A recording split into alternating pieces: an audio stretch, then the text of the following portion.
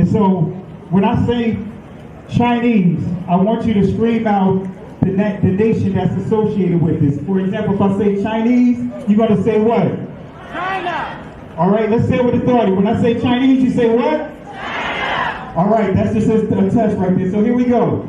Chinese. China. Russian. Russia. Italian. Italy. German. Germany. Swedish. Sweden. Korean. Korea. Egyptian. Egypt. Nigerian. Nigeria. Black. Exactly. Nothing. Tell him, Pastor. Tell him, Pastor. Black, nothing. I hope you were able to successfully identify the issue. The lion won't sleep tonight. 'Cause we woke now, and we woke now. I said the lion won't sleep tonight.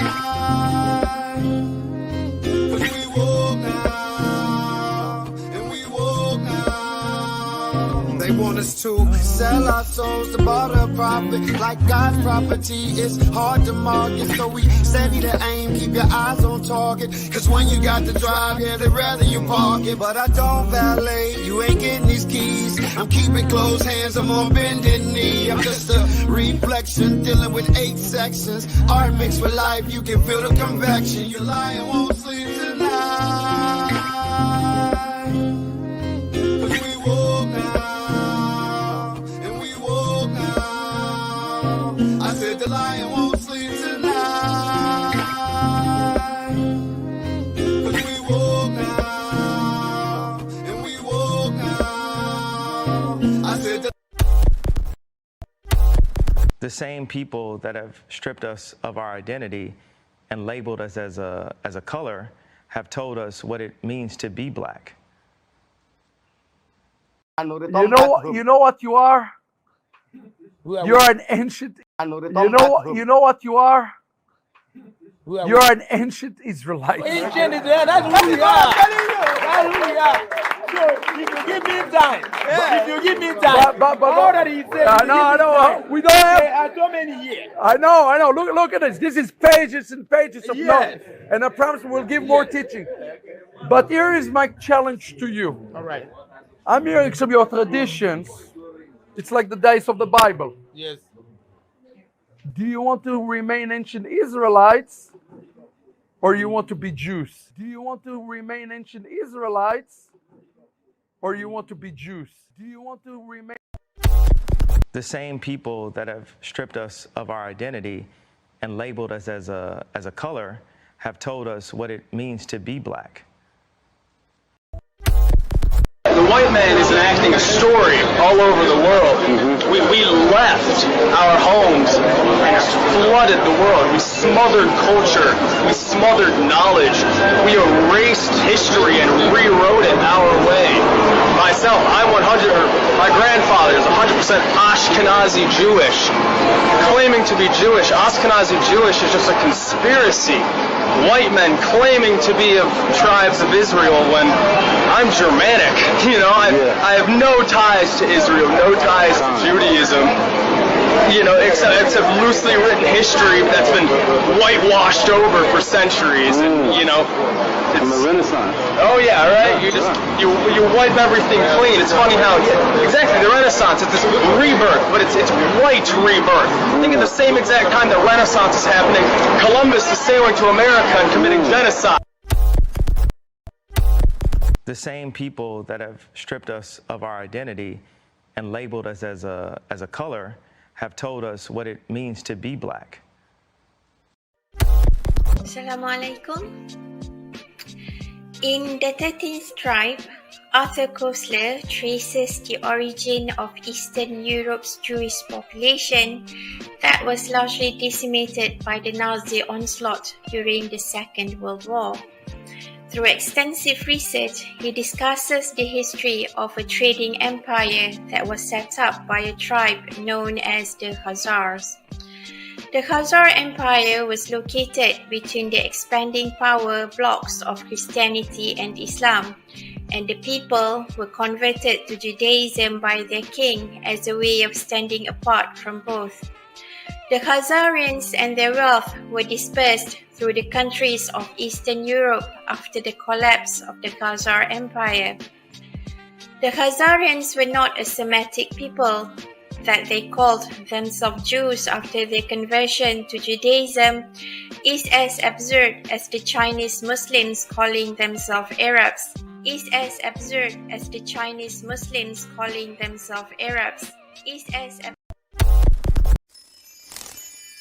The true Jews of Israel are your black ancestors.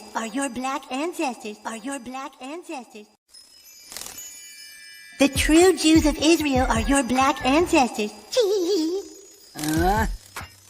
You think you and Kyle make TikToks together? Kyle only cares about money.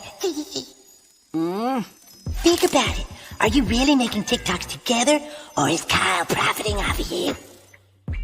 It's just like the lost tribes of Israel. I was noticing that you're kind of hanging out a lot with Kyle lately. Is there a problem with that? No, I think it's amazing. It's awesome that someone like you could be okay with someone like him, given all the new information lately. You know, the stuff that's come out about how the Jews stole the black race's identity? That the lost tribes of Judah were actually all Africans? You didn't hear about this? Black people are actually the Jews and people like Kyle have taken that from them? Stop talking to me. When the Jews came to America to escape persecution in World War II, they found that blacks were already the underclass in America. So they had to invent a story for themselves which they could make everyone believe because Kyle runs Hollywood.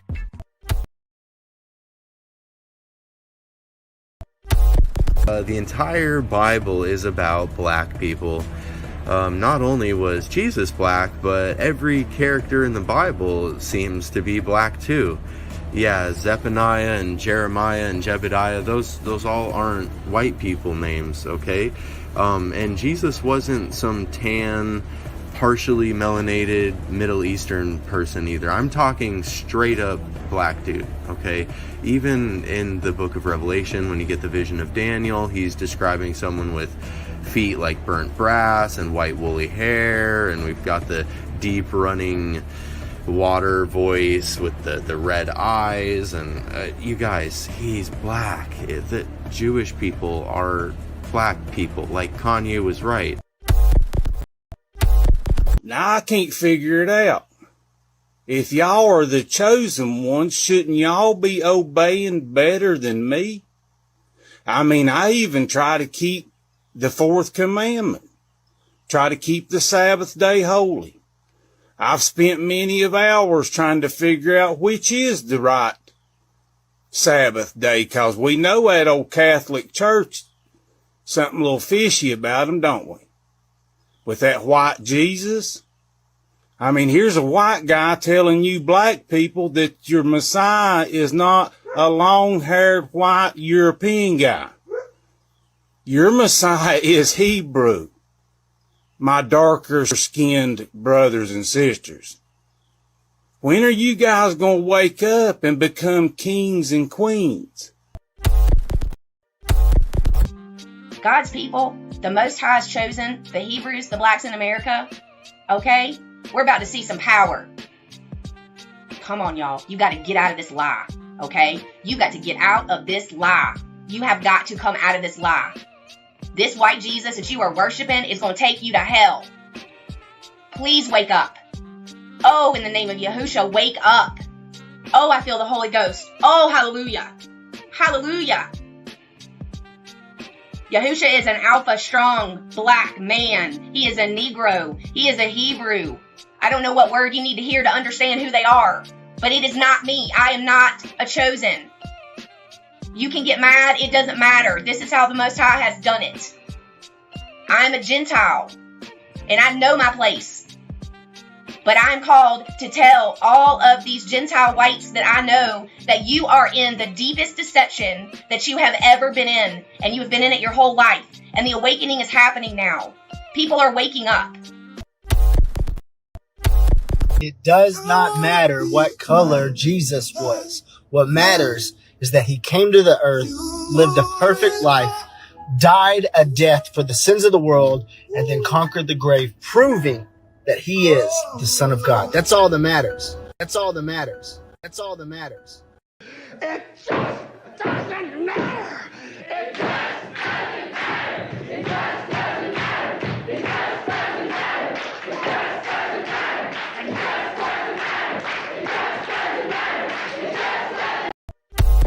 Now, the problem for me, it's not about color. It's not about white and black. This is a very reductive way to talk about things. This is the way that Americans talk about it. I'm very sorry. Like, I come from Egypt. Egypt has a very diverse color palette. People can look like me, or they can look deeper skin tone like Anwar Sadat, who comes from a Nubian origin. It's not about black and white. It's not about black and white. It's not about black and white.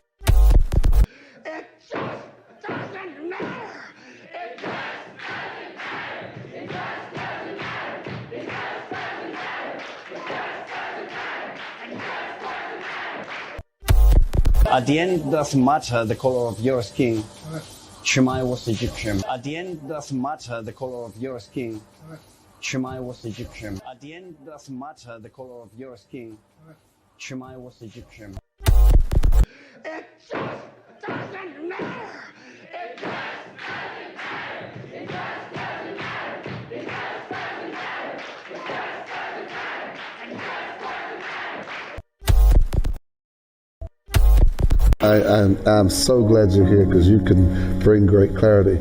Can you tell us a little bit about the Sephardic Jews and how they were scattered because they went west? I sure can. Because the reason why I want to is because a lot of them, and a lot of people don't know this, are in the Caribbean. They are. In the islands. And you're one of them. I know that. I'm one of them. I know that. Because, you know, a lot of folk don't know that those roots are there. One of the first batches of slaves that came to Jamaica, they were the Sephardic Jews. It's documented. And they're all over the Caribbean, South America, Central America, and even the South Central United States. Wow. And DNA testing is a factor in all this now. Genesis chapter 11, verse 10 explains the genealogy of Shem. Shem was a black man in Africa. If you repeat this fact, they can't laugh at you. If you repeat this fact, they can't laugh at you. If you repeat this fact, they can't laugh at you. I want to say peace and blessings to everyone. Hope all is well with you guys. Hope and pray that you guys had a blessed Shabbat. Let me just adjust my seat here. All right. Hope and pray that you guys had a great Shabbat.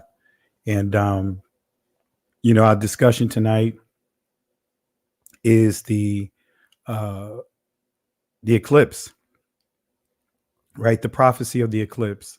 And what should we make out of it? What does the scripture says about the eclipse? So we're going to deal with that tonight.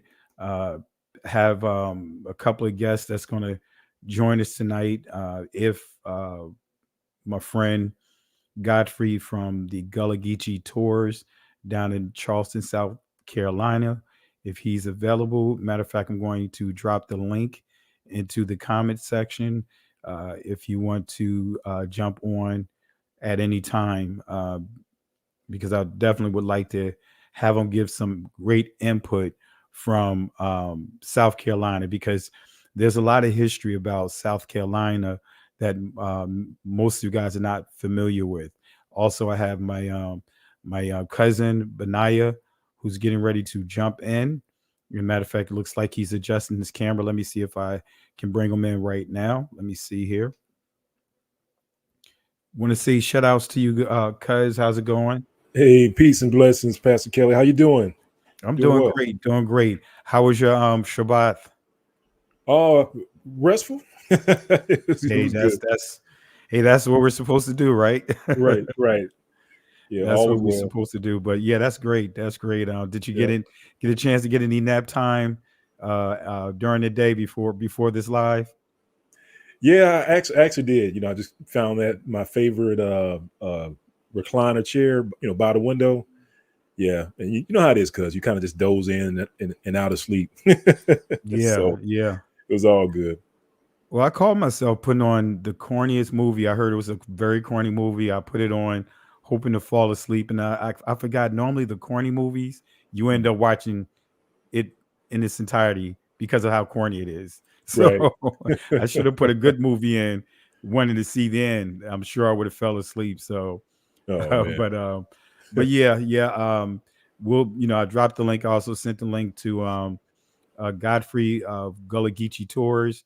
And family, if you're not familiar with him, Google him. If you're down in the South Carolina area, especially if you're in the Charleston, South Carolina area, go see him. Don't go on any other tours but his.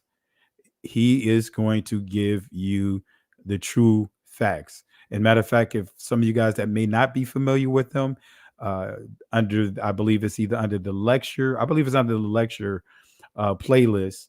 There's a 2-hour video giving some highlights about his tour and the information that he shared. And when I say that he knows who we are, he hands down, down in that area, you're not going to find any other tour guide like him. So if you're down in the South Carolina, especially the Charleston area, go see him. He has a lot of information to share, and hopefully he'll be able to join us, and that way we could get some great information from him as well. In terms of some inputs in terms of the what we're going to discuss tonight, the eclipse and so forth. So, but because tonight, as you can see, the discussion is going to be about signs of the eclipse, and as you and I talked a little bit offline, that is kind of the talk, right? That is the talk of the talk around this time. And generally, when you start seeing certain bookmarks like the eclipse, you know what I mean? When you see certain things happening, you start seeing the end time prophets come out big time. Oh my right? goodness! So, any thoughts you want to share on that, cuz? Because I know we're going to share a lot, and I know you did a teaching on this last I think it was Shabbat, right? Shabbat night a week ago. And did an outstanding job at bringing a lot of awareness of the importance of paying attention to these the signs. So and we're going to continue to in your phrase, land back off of that right, and keep this momentum going. So any thoughts that you want to share on that? Yeah, I mean, part of my Shabbat, man, I've been checking out some of these lessons and videos that have exploded. To your point, particularly on the not talking about within our community, but within other communities like the Christian community, and cuz let me tell you, they are running wild right now. It's funny because I had a conversation with my youngest son. We were in the car driving, and I was telling him about my experience when I was working. So I'm in IT for those guys that don't know, and part of my job in the past was troubleshooting. We would have these big expensive multi-million-dollar applications or applications that were running, and when they would break, it'd be all hands on deck, everyone on the call trying to figure out what's going on, right? And and a lot of times I would be with people on tech lead. So I jump on the call and I would kind of manage the troubleshooting. Well, this one time I jumped on the call, and normally, cause I tell you what, I mean, I normally get on these calls and I go through my checks. I would check certain things, but this time, because I was going to do a shortcut, I jumped on the call, and my coworker that was on the call, I didn't check anything. I just went off of what he said. He said, "Oh yeah, oh no, it's this," and he gave like 5 things. So I just said, and they were like, "So brother, what is it?" And I regurgitated what he said. And needless to say, people starting the call started questioning. It was like, well, if it's that, then why is this there? And if this is that, then why is this there? It didn't. I couldn't defend it, and it turned out that it was completely wrong, completely wrong. And the lesson learned, I was trying to tell my son, I was like, lesson learned: trust but verify. Always trust but verify. And ever since then, whether it's doing research, whether it's doing troubleshooting or anything like that, I'll hear what the person's saying. I'll be like, okay, but let me go and check for myself. Absolutely. And especially with this day and time that we live in, so many people that are giving their takes, if you want to call it end time prophecies. And for me, and you and I, we discussed this a lot offline, is how many of us have been programmed to view prophecy through the lens of our oppressors. To keep the church per se, the Roman Catholic Church, the Protestants, keep them all on this same side, the good side of the judgment, when they were the actual perpetrators that contributed to us being in the condition, the state that we're in right now. We all know, because I know just me saying that may trigger some additional comments of stating that, hey, we disobeyed the law, statutes, and commandments. We in this because we messed up. Family, we understand the consequences. We understand the repercussions, but they play a vital role in this as well. And that's why there is a judgment that is coming to all the contributors of enslaving our people and the brutalities that we had to be subjected to. But any thoughts on that, cuz? No, I totally agree, cuz. No comment. Yeah, have you experienced that as well? Like every time you mention certain things, especially when you're dealing with the things that we had to deal with, is always someone I always have to add a but to it. But we wouldn't have been in this place had we not broken the law, statutes, and commandments. Yeah. I'm not sure if you deal with that a lot, but I get that a lot. Oh yeah, yeah. Usually they have a title called trolls to go along with it. But yeah, it's just part of it, because I especially when you're dealing with with me, when you're dealing with documentaries and dealing with history and stuff like that, and you're dealing with a paid opposition. You know what I mean? Like I believe that there's, especially in this awakening, there's a group, they have a vested interest in keeping us asleep. So, we understand that. We understand that we're on the blue team and they're on the red team. And whatever we come out with, they're paid to do that but thing that you were talking about.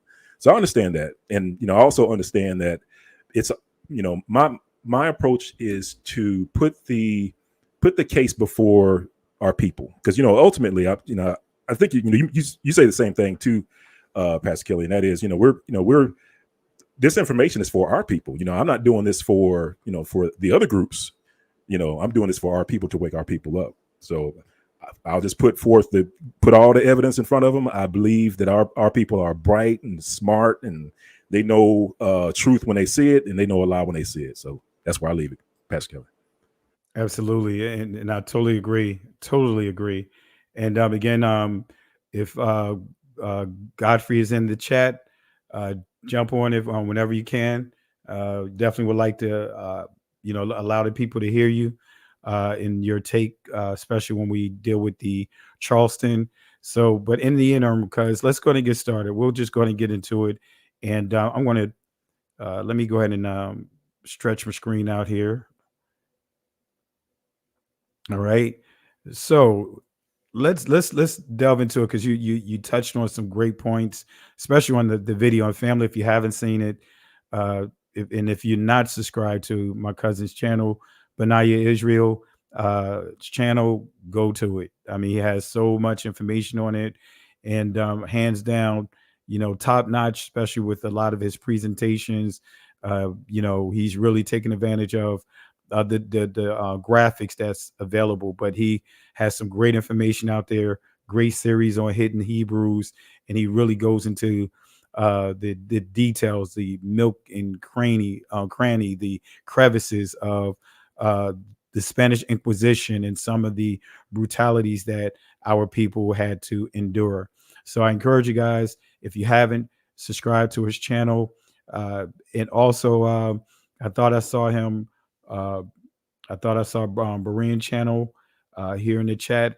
And if you haven't subscribed to his channel, subscribe to his channel, Berean Scholar. I encourage you guys, subscribe to his channel and family. It is not easy to do these lives. It's not easy, especially to create a channel from scratch. It's not easy to start a channel and then you trying to bring traffic to the channel. So he'll jump on here Matter of fact, I think I see him in the back. I let him jump on here real quick and let him, give you a little information about his channel, and then that way, family, we could get his channel growing. Some went over there and subscribed, but I'm going to give him an opportunity to put a plug in about his channel. Here we go. Want to say shout outs to my brother. How are you? Unmute your mic. Can you hear me now? Yep. Shalom, brother. How you doing?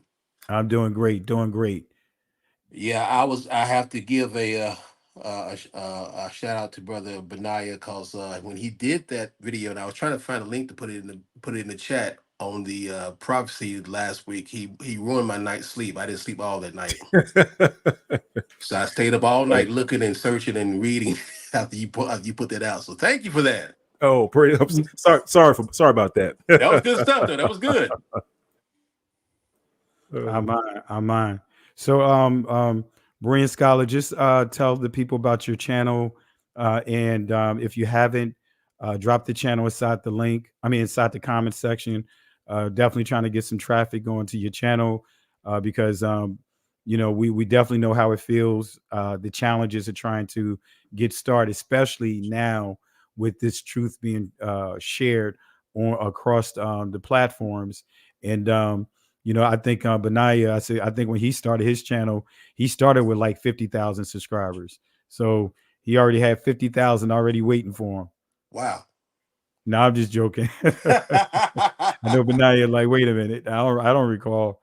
But no, we definitely understand the challenge. So if you want, just tell the people about your channel, and then we're going to go ahead and get into the discussion. Well, thank you. My channel is Brilliant Scholar. Brilliant Scholar is inspired from Acts 17, verse 11. The Berean was more excellent than the Thessalonian. They just not received the war with eagerness. They went back, like Brother Benaiah said before, and they verified and searched the word to make sure everything that they was teaching was true. And I was fortunate enough to run across some of these teaching online about the awakening, where I was in a transitioning period myself. I've been a minister for 29 years, ordained, serving the church. I stepped down in 2017. And that's one of the things that I stayed awake on when he was talking about that first eclipse.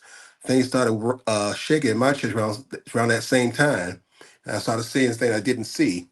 And I've been on that journey ever since. So Brilliant Scholar is there for people just like myself, people who are in the churches and who are not in churches, who are looking to find out who they are, who we are as a people. So, and thank you, Pastor Keller, for inspiring me to do so. So I just give all praises to the Most High. I'm on. And I want to give a shout out, special shout outs. I see my buddy Jay Highstyle in the building. Want to say shout outs to Jay Highstyle. See my sister Carol in the building. Also Nigis Malaka Adaya. Want to give some shout outs to her as well. And moderators, you guys already know what to do. If there's anyone trolling, you already know it's going to be trolls, right? So just be ready for the trolls. Give them a warning. But if it's something that's going way out in left field, just go ahead and kick them out of the chat. So, but family, we're going to go ahead and get into it. We got a lot to cover, and prayerfully, my buddy Godfrey will be able to join us tonight. If not, we'll continue to press forward. All right. And I'll say this to run that back turbo. I wish I can donate, but I don't have enough money. Don't worry about the money. Hey, we're not money strong here. We thank you for just even investing your time and the efforts to even watch the video, because guess what? Just by you watching the video, and just like the rest of you guys are watching the video, the key is sharing the videos that we do. Don't let these videos just stop. Post it on your YouTube channel. If you have a YouTube channel, post it on your Facebook channel. That's how we get the word out, right? Share the channel. Hit the like, subscribe to the channel. And guess what? If you haven't clicked the like button yet, whether you like me or not, whether you agree with the information or not, click the like button. Whether you click the thumbs up or the thumbs down, guess what? that is just as valuable than having the monetary resources. So really appreciate it, family. So we're going to go ahead and get into it. And I want to start off with this question here. What is the biblical purpose for an eclipse, right? And that's the key, because we could define the word eclipse and tell you what it is, but from a biblical perspective, why is it so important? And we're going to cover this here. And I just want to start off with Genesis chapter 1, verse 14. And this is so important, family. It says here in Elohim, some of you guys will say Elohim. Again, we're not getting caught up in the semantics here, but and Elohim said, let there be light in the firmament of the heaven to divide the day from the night, and let them be for signs. Make a note of that. And let them be for signs and for seasons and for days and for years. All right. And so just real quick, this is the Hebrew dictionary definition of the word sign, which is ath. In the Israeli, it's pronounced oath, right? But again, we're not getting into all of that tonight. And this is what that word means. It means a signal, evidence, mark, miracle, proof. Let me say that again. A signal, evidence, mark, miracle, proof. And so we are told this in Genesis chapter 1 that the stars, the different constellations we see, the different planets we see, the things that we see up in the sky, guess what? They are there for signs, proof, and evidence. And then when we deal with the moon, when we deal with the sun, guess what? The Most High use these things not to be worshipped, not for these things to become an idol, but for these things to be a sign, proof, and evidence for the things that he's going to do for his people. All right. So, Benaya, did you want to elaborate on that a little bit? Yeah, well, I saw you had the ancient Hebrew signs up there. I guess, are you going to talk about that in a little bit? Yeah. Okay, so I won't mention that. I mean, it's just that that was a big revelation to me. I know Brother Berean was blaming me for him staying up late, but but I had been staying up late. Well, not too late.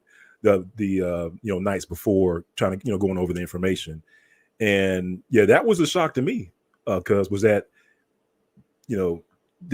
in the beginning in Genesis, it talked about the importance of signs, the purpose of, like you were reading, the purpose of signs. But then to literally have a sign show up, man, it kind of gives you goosebumps when you think about it.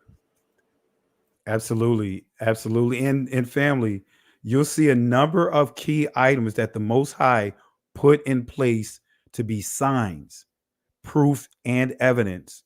So we're going to, and I know Benaya, I know he got so much he's going to share.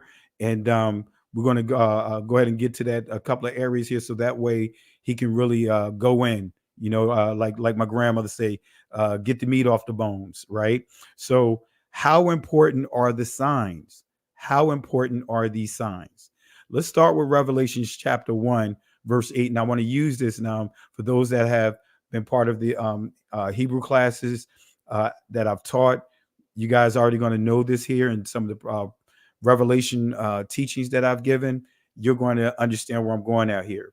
So when we look at Revelation chapter 1, verse 8, it says, I am Alpha and Omega, the beginning and the ending, saith Adonai. Now, Adonai, some of you guys will say Adonai.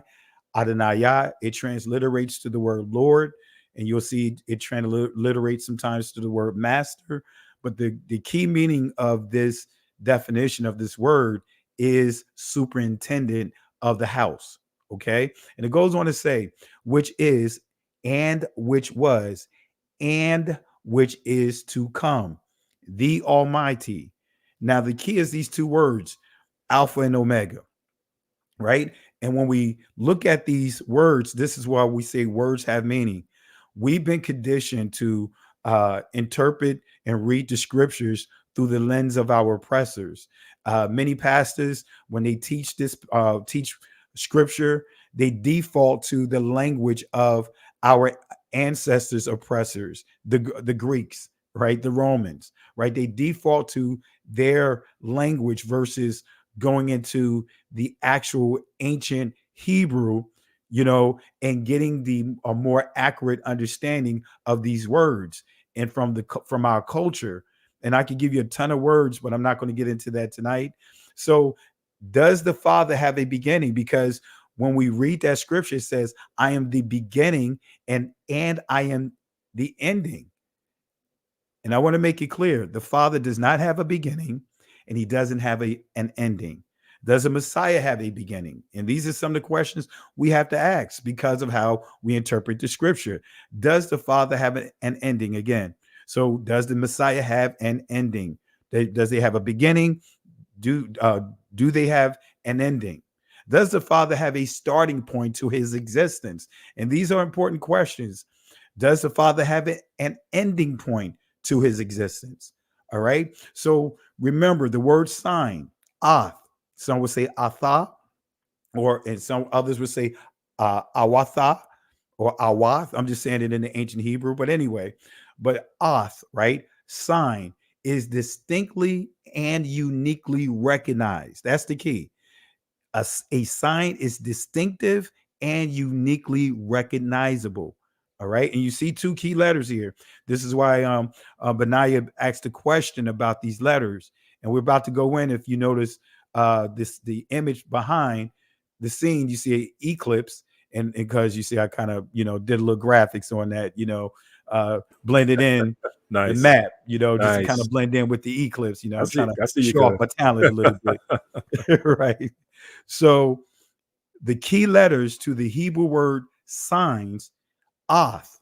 Now here's the kicker, right? If you say ath, that's signs. If you add a ha at the end of it, it transliterates to you, thee, thou, the. So with that being said, let's bring these two letters up real quick. And this is what we see, this X in the back here, right? And on Benaiah's channel, he's going to do a lesson on this tomorrow night, and I know he's going to jump off the top rope on this. But he has the ancient letters displayed on his thumbnail, right? And these are the letters. The first letter you see is the alap, right? And this letter is important. It means leader, strength, power. And then you have the tha, right? Looks like an X, right? And this letter means sign, mark, evidence. So combined, these letters form the word sign. And so the very first letter and the very last letter, this is where you get the word. In the English, we say alphabet. In the Israeli is aleph bet. In the ancient Hebrew is aleph bayat, right? So this is where you get that word from, right? So you see here the ath and the tha, or the alap and the tha. So what does that text actually mean that I highlighted? And then I'll turn it over to you, Benaiah, to go in. It means, in a nutshell, this quote is actually referring to signs. And what does it mean?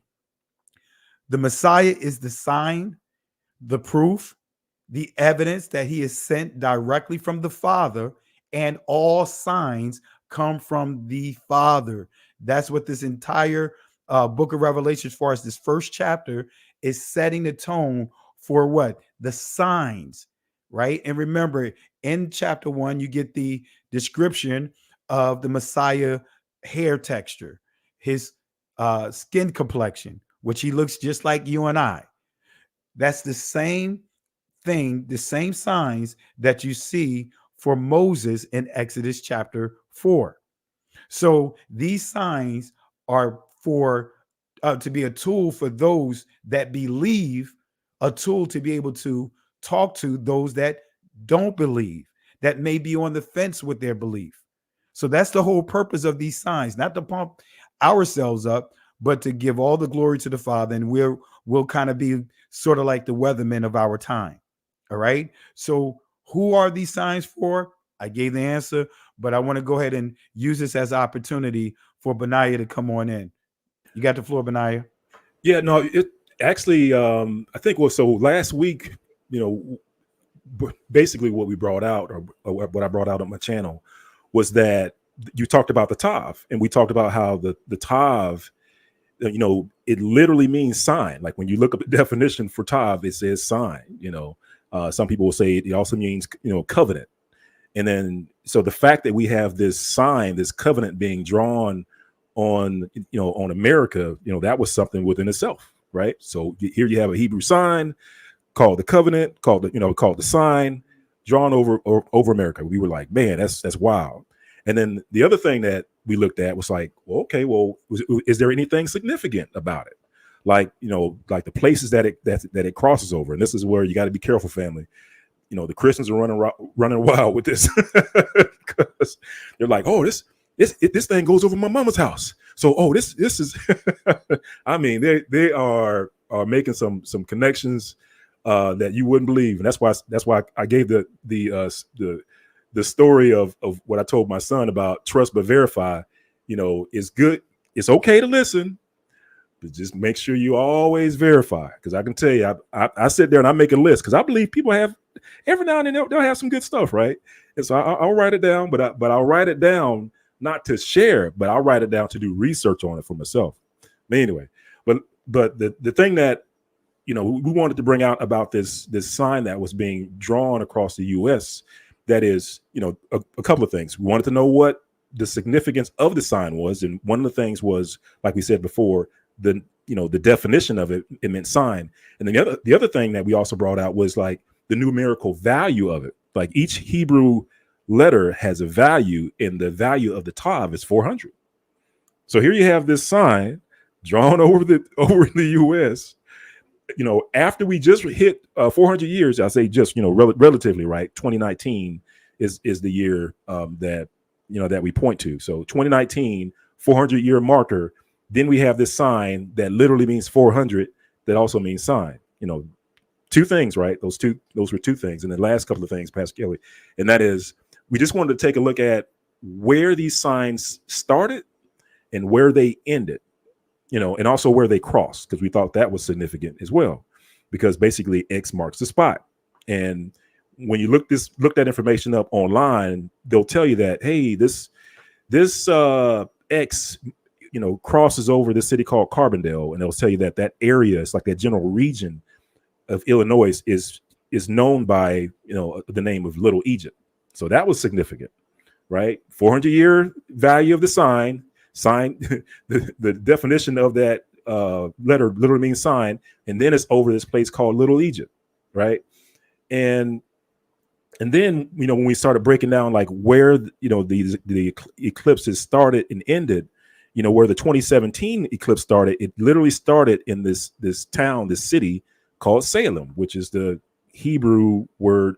Not Hebrew, but it's the original word for Jerusalem. You can actually find it in the Strong's Concordance. And when you look up Salem in the Strong's, it'll tell you that Strong's is an early name for Jerusalem. Yeah, right? yeah. All right. But then that 2017 eclipse goes all the way through Carbondale, goes all the way exits out of the country, it exits out of Charleston, South Carolina. And that's, definitely, I know Brother Godfrey probably doesn't have a lot to say about that. But in Charleston, South Carolina, you all know that was a slave port. What you may not know is that, at a certain point in time in history, Charleston, South Carolina boasted the largest population of Israelites in the country. So the fact that this eclipse was then exiting out of a place where the Israelites were, most numerous in the country, that was significant, right? And then the last thing that we talked about, was where the other part of the sign, which will be drawn on April the 8th, of this year, just weeks away, and that one's coming through it starts in a place called Eagles Pass, and Eagles Pass has been all over the news about the illegal immigrants trying to enter into the states. Well, that's Eagles Pass. And historically, that was a place during the time of slavery that slaves used to get out of the country. So it's funny that people are trying to come in, but back then we were trying to get out to get over to freedom. So that Eagles Pass was known as a way of freedom. So you got this last entry point coming in a place of freedom where we were, where we were emancipated, so to speak. And then the last place where it exits was a place called Mars Hill. And then, of course, Mars Hill is in your Bible. And Mars Hill is when you read it, it starts off where the Apostle Paul, he's addressing them as you Greeks or you Athenians, right? Basically, you guys who have immersed yourself in the Greek customs and cultures, which we have here in the States. And he's urging them, he's pleading with them to turn back to the Most High. And he talks about how the Most High, winked and nodded at their sins previously. But he was saying, but what he said was that with the judgment to come, you guys need to get yourself right now, like right now. So we just thought that those were just some crazy facts associated with this eclipse that's coming up. Absolutely. And some of the things that, if you guys haven't, and I encourage you guys to watch the video. It's on the main portion of the channel, and I'll drop it inside the comment section.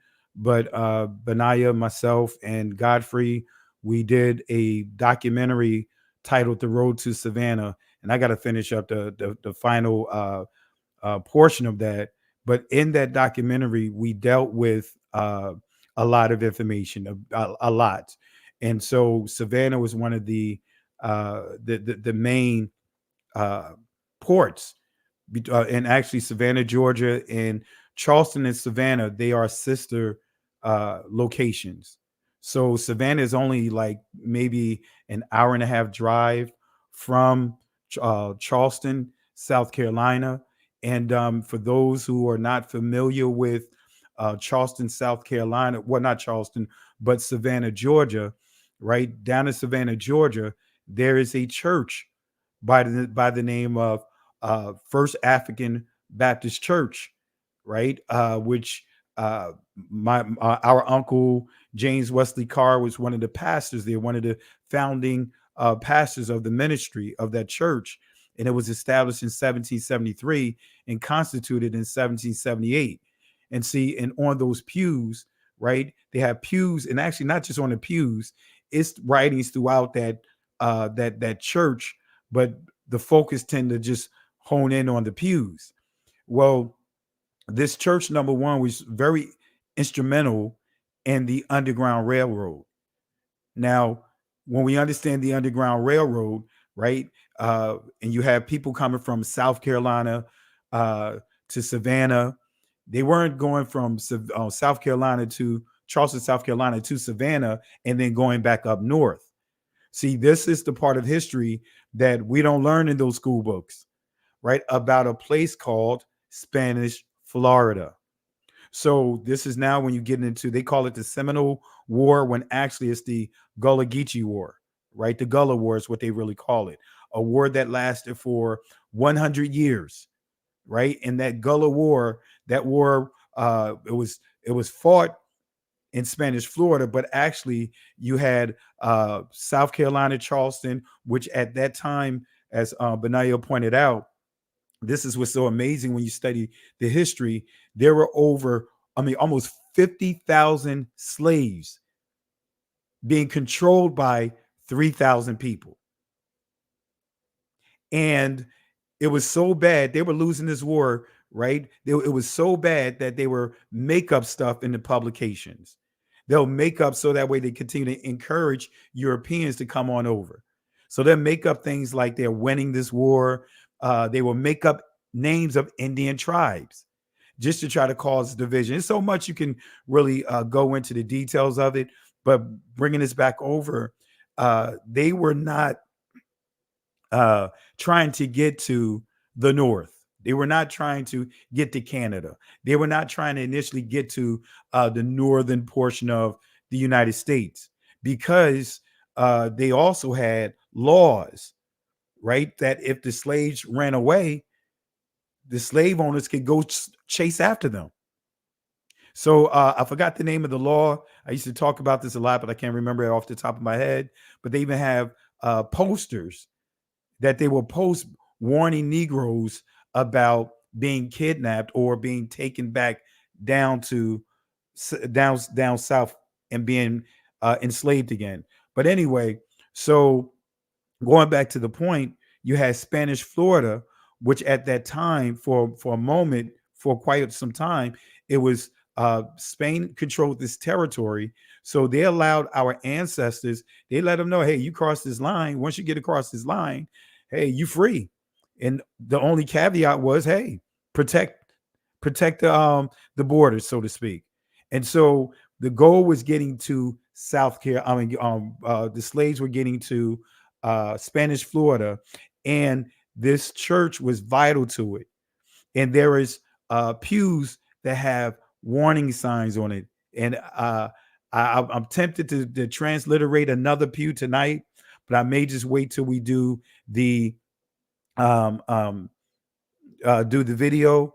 But I can tell you, there's a warning about if we disobey the Most High, we can be killed by our oppressors. Right on those pews, right? So now, why did I mention that? Right?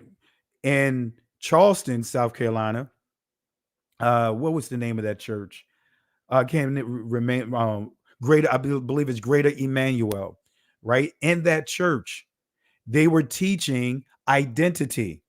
They were teaching our heritage. They were teaching Hebrew. And when the word got out, they burned that church down almost to the ground. They took out, they took the pastor and all those that was there.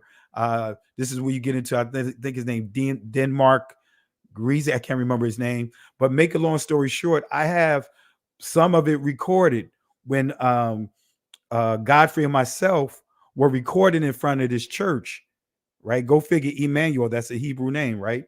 We were in front of this church, and as he was explaining some things about the church, even how they were teaching Hebrew, a Caucasian guy was standing off to the side, listening to us, didn't know it, and he walks up and said, everything that was said is correct about what was being shared about that church teaching Hebrew. They knew their identity. And like I said, a Caucasian guy walked up and said everything that was being said is correct. So family, that's why going back to the point of what Benea showing these lines here, starting in Salem and then ending in Charleston, right? This is very significant. Salem is supposed to be the place of rest, the place of peace. Jerusalem was located it was known as the place of peace. Also the place that you can go to and resolve your differences. But when you look at Salem, think about the Salems in this country. Salem, Massachusetts, that's where all the witches, that's the capital for witches in this country. And they come together to have their conventions there. All right. So, Benea, anything else you want to share? Yeah, I mean, there's a bunch of Salems all over the place in the U.S. and that was also another talking point of the of some of these Christian and these Christian pastors that were coming out, with their own understanding of what's going on, and that's one of the things they pointed out. It's like, hey, yeah, you got all these Salems in there, and the eclipse is going to pass through 36 of them.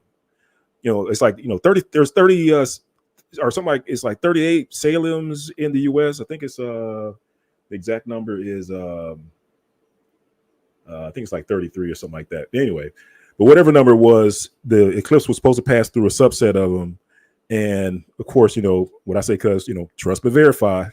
So when I go and verify it, it's like that's not necessarily true. That the eclipse passes through those other Salems, but yeah. So it's interesting, cuz it's interesting. Absolutely. And Berean Scholar, anything you want to chime in with? I am busy putting the links to your video when you said the links are in the chat room, and I'm keeping notes. Keep going, brother. Keep going. I'm on. And so to Benaya's point, and these are the letters, right? These are some of the PowerPoints from when I teach the Hebrew at our assembly. As he pointed out, when you look at that first letter, for example, the Alap, In the Israeli, it's pronounced Aleph. And you see here, it means leadership, strength, power. It means to teach. This is the pictograph of this letter. The numerical value is 1. And then when we go to the Tha, right, in the Israeli, it's Tav, but Tha, right, we see it means sign, mark, evidence, right? Numerical value is 400 years. And, think about that, just what Benaiah pointed out. Is it a coincidence when we see this letter being associated with with some key points that we're going to cover in the text? All right. So who are these signs for? I asked the question. Let's give the answer. And we're going to use this as an example. Exodus chapter 4, verse 1 and 2. And Moses answered and said, but behold, they will not believe me, nor hearken unto my voice. Hearken, Shammai, right? Which means listen with intelligence, right? And think about it, family. The reason why Moses is presenting this to the Most High is because Israel got to a place all they really knew was bondage. Doesn't that sound familiar? All we know is bondage, and many really don't understand and know the true power and the reputation of the Most High. So Moses is saying to the Father, saying to Yahweh, saying, hey, Yah, I need a proof. I need signs. I need evidence to show the people that you are more than just a name, because they knew his literal name, but they did not experience the power behind it. And so that's what Moses was asking the Most High for. So when we look at here, it goes on to say, for they will say, Yahweh hath not appeared unto thee, right? Because they're saying, hey, look, Moses, he didn't come and talk to you. He said, I need proof. I need evidence to show that you did talk to me, Yah. Verse 2, and Yahweh, which his name means he exists, said unto him, what is that in thine hand? In other words, this is where we get the 10th letter, Yod. And he said, a rod, Matah. Now that's interesting, because he asked him, what is that in your hand? He said, a rod. Understand, the staff represents the identity of the shepherd. So we see identity is very important. And then also he gave him another sign of his skin complexion, tying into Revelation chapter 1. So Moses was given signs as a tool to show and prove the authority of Yahweh to the Israelites who have never experienced his power, right? So the signs are for the non-believing Israelites, right? And also the strangers that are proselytes that are embracing the law, statutes, and commandments, right? And embracing our Hamashiach, right? So not only are these eclipses are signs, but guess what? The Shabbat. See, whenever you see when it points to the moon, the stars, guess what? We have to understand this ties into the Shabbat, which includes the feast days. They are signs. And here's another passage I'll highlight, and then I'll turn it over to you, Benaiah. It says here, speak thou also unto the children of Israel, saying, verily, my Shabbat, right? Ye shall keep. We see that word shamar, and that word means execute. So when you think about keep, I like to cross that out and put execute, because it really hits home. When we say execute, in other words, you will honor these days. And Shabbat doesn't simply just means rest. It also means celebrate. So it says here, for it is a sign between me and you throughout your generations, that ye may know that I am Yahweh that doeth sanctify you. Verse 14, ye shall keep this Shabbat. This is not an option, right? Therefore, it is holy unto you.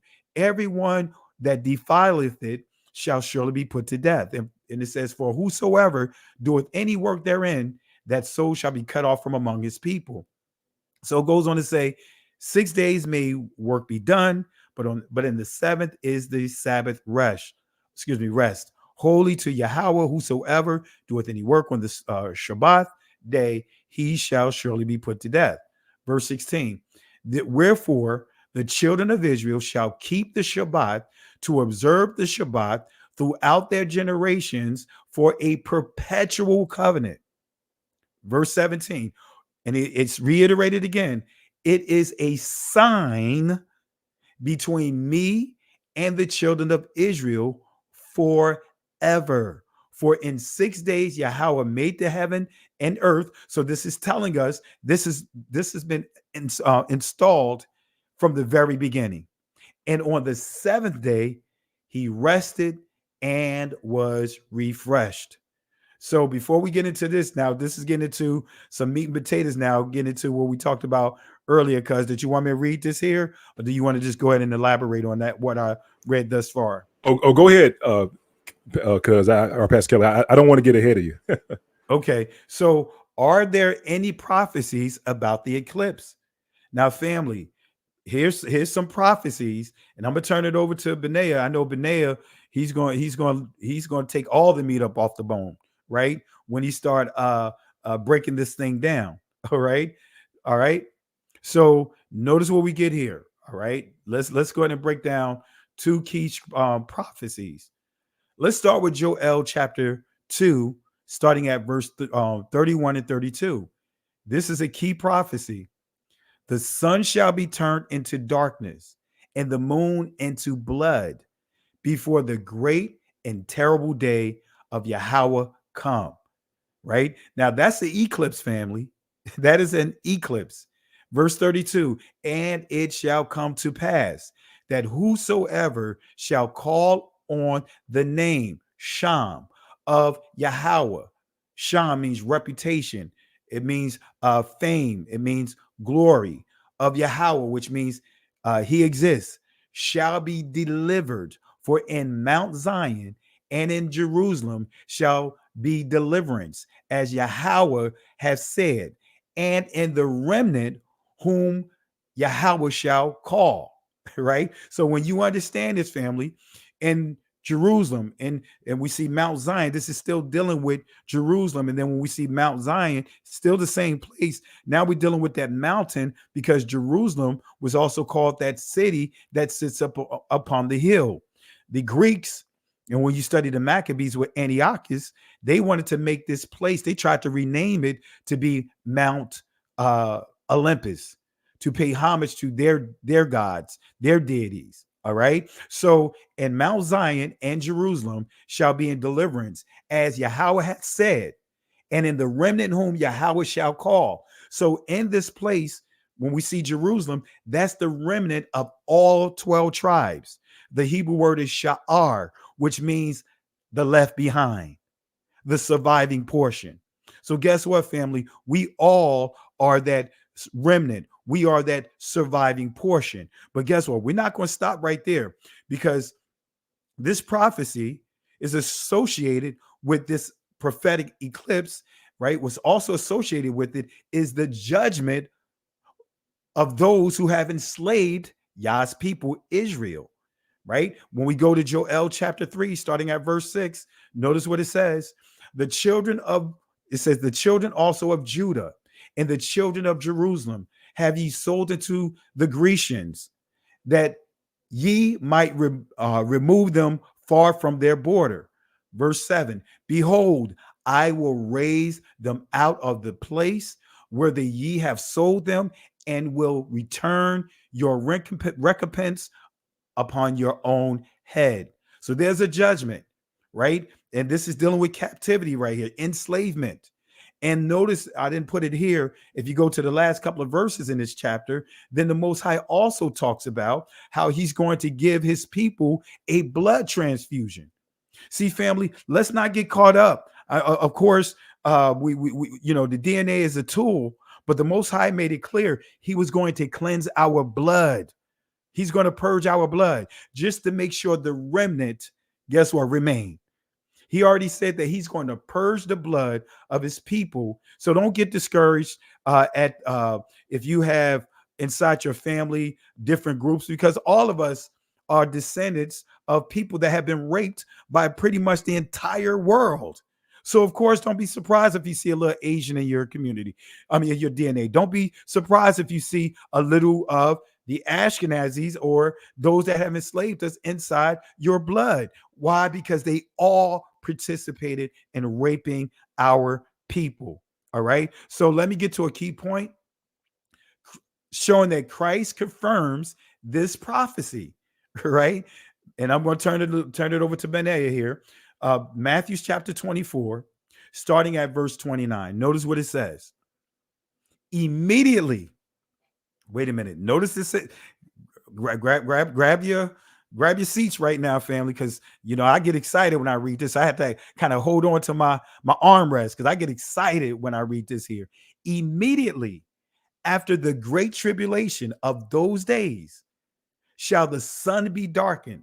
Now, keep in mind in this chapter, the most Yahweh Shai, Jesus the Christ, he started this chapter off by dealing with a hard time that Israel was going to deal with. He deals with actually two captivities. The first one that he dealt with, and he confirmed it by mentioning Daniel, was the destruction of Jerusalem, the destruction of Israel, the destruction of the temple. Josephus give a detailed account of it, right? So, and he made it clear that that prophecy is for the disciples and all of those that are in his time. That's why he said to his disciples, I believe in John chapter, I think it's 14, when he said to them that they were going to put them out of the places of worship, thinking that they're doing the will of the Father, right? They'll be murdered. They'll be killed. So when we get down to this passage, guess what? Now he's dealing with another hard time for Israel. That at that time, it was dealing with that current generation. This time, now he's dealing with the future. Right. And I don't want to get too ahead of myself because I know Benaiah got some stuff he's going to share. But he says here, immediately after the tribulation of those days. Now he's speaking to the future beyond the sacking of Israel. Now he's going beyond that. And he says, of those days shall the sun be darkened, the moon shall not give her light, and the stars shall fall from heaven, and the powers of the heavens shall be shaken. Verse 30. And then shall appear the sign. Oh my gosh. I get excited, family. See, it says, then shall appear the sign, the proof, the evidence of the Son of Man in heaven. And then shall all the tribes of the earth mourn, and they shall see the Son of Man coming in the clouds of heaven with power, and didn't just say glory, he said great glory. So I'm gonna turn it over to you, Benaiah. I know you have some things you want to expound on this, so I want to just set this up for you. And family, I see a question about April 18th. We got that covered. We're gonna deal with that. Go ahead, Benaiah. You got the floor. Well, actually, I was going to get some clarity from you, Pastor Kelly, and that is because we talked about this earlier about the tribulation of those days, right? Because some people may think that, well, wait, I thought the tribulation was coming, because that's another narrative that's out there, is that these signs are pretending or prophesying or ushering in great tribulation, right? So Pastor Kelly, to your point, so you mentioned the great world war of slavery, the transatlantic slave trade, and about how this thing was massive, and I think, family, that we are a victim of where we are in time, like, because we weren't around during slavery. We don't know anything about the time other than what we read and what somebody may have told us, but we don't realize how horrible that time was, for the span of time that it covered, for the countries that it covered. Like, we only know what they chose to put down and write on books, but the evil and wickedness that those captured, that our enemies have done to us, family, man, it's on a whole different level. And I think, because we weren't there, we have a tendency of, even though we respect it, right, we have a tendency of minimizing it, from the horrible tribulation it was. And not only that, family, one of the things we also pointed out was that, so when you add in the tribulation and the slavery of the Inquisition as well, because people will tell you about, well, what about the Arab slave trade? The Arabs had you guys in slavery as well. Well, yeah, that's part of it. It's almost like a perpetual slavery for years and years and years. But another slavery that they don't include was the slavery of the Inquisition. Spain and Portugal, that whole thing of persecuting the Jews, and the Inquisition, the altar de fe, where they would take people. You got to picture this, family. They would take people on Sunday morning, and they would either do it at church or some sort of open public areas. It was usually in the city square, and they would burn people on Sunday, and that was part of service, wives and children alike. And this was part of the tribulation of those days. This was part of them raiding people's homes, people who weren't doing anything wrong. They would burst into the homes, take the man, take the woman, confiscate their goods, like all that stuff, family. Like, we weren't there. That part of the history was hidden from us. So for the longest, we didn't even include that in our bag of tribulation. But that's what I'm trying to tell you, family. Like, the tribulation that our forefathers went through, family, I mean, words won't do it justice. And I just give our forefathers a much respect for just enduring. Praise to the Most High for causing a remnant to make it through, because family, people were dying left and right going through that mess. So that I said all that to say this, when you get to this part of what my cousin was sharing, as far as after the tribulation of those days, and what verse was that, Pastor Kelly? Was that on let's see, Matthew chapter 24. Let's I'm sorry, I didn't know my mic was muted. That's getting down towards 29. 29 and 30. 29. So after the tribulation of those days. So that has significance, right? And so that has significance in understanding that we, family, have just gone through the tribulation, and we just hit the 400-year mark here in the U.S. in 2019. I mean, we are matching this thing up line for line, precept upon precept. So immediately after the tribulation of those days, shall the sun be darkened, and the moon shall not give her light. Right, and then it says, shall not give light, and the stars shall fall from heaven, and the powers shall be shaken. And this one, I have to give a shout out to Moreh Yoshiyahu with the ark. I mean, he broke this down wonderfully. When in verse 30, when you talk about how, and then shall be the sign of the Son of Man in heaven. And this is what I was thinking, Pastor. I was like, man, what is the sign of the Son of Man in heaven? What is that? I mean, we're all talking about the Tav that's been written down, and I've heard Mishpachah, our brothers and sisters, family, some of them, some of our brothers talk about, well, the Messiah said, I am the in the English they'll say that I'm the Alpha and Omega, or the Greek, but we know that basically what he's saying, I'm the Aleph and the Tav, right? That's what he's saying. I'm the Aleph and the Tav. And so here we have a Tav being written on, over America. But the thing that a lot of folks missed was that there was an Aleph written last year. There was an Aleph written last year, and most high willing, that's what I plan on going on. Most high willing, plan on going into detail tomorrow.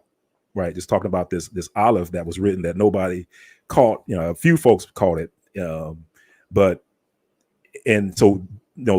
that is the sign of the Son of Man, family, and that should give you something more than goosebumps. That this is literally being written on the place where you just hit your 400 years. Right, you hit your 400 years. And a qualification of this prophecy, like Pastor Kelly was saying, like this isn't, this is our prophecy. This isn't written to everybody. Like when it says after the tribulation of those days, part of that tribulation was being scattered into all nations. And that's the part that is always when you see these Christian pastors jump on, and giving these prophecies and these breakdowns of these eclipses, they will not touch that being scattered to all nations with a 10-foot pole. They will not do it. They'll jump all over the scripts, all over the Bible, but they will not touch that part of the requirement of the prophecy of these people being scattered into all nations, because they know that there is only one people on the face of the earth that fits that. Hallelujah. So, and even to your point, and I'll share this with the people in family, what Benaya pointed out, and this is something that I've been hammering on for years, on top of years. We cannot say that the 400-year prophecy is have been fulfilled, but then we saying that we're preparing for the Great Tribulation. And many are teaching that. And that's because, and I'm not going to point the fingers at many of our brothers and sisters that are teaching that. I'm not going to hold them completely at fault, because we've been indoctrinated to this Western way of viewing the scriptures. And even though many have gotten away from the church as far as Christianity and Catholicism, right? Because I want to make it clear, because we got almost 1,800 people in the chat. Just because we left Christianity, just because we left Catholicism, just because we left that church, doesn't mean that we have left Christ. Let me make that clear, because Christianity didn't exist during the time of the Messiah and his disciples. Judaism didn't exist. Islam didn't exist. None of these so-called Abrahamic religions existed, right? So this was our culture. And I see someone having problems with the audio. Refresh your browser and you'll be able to resolve that.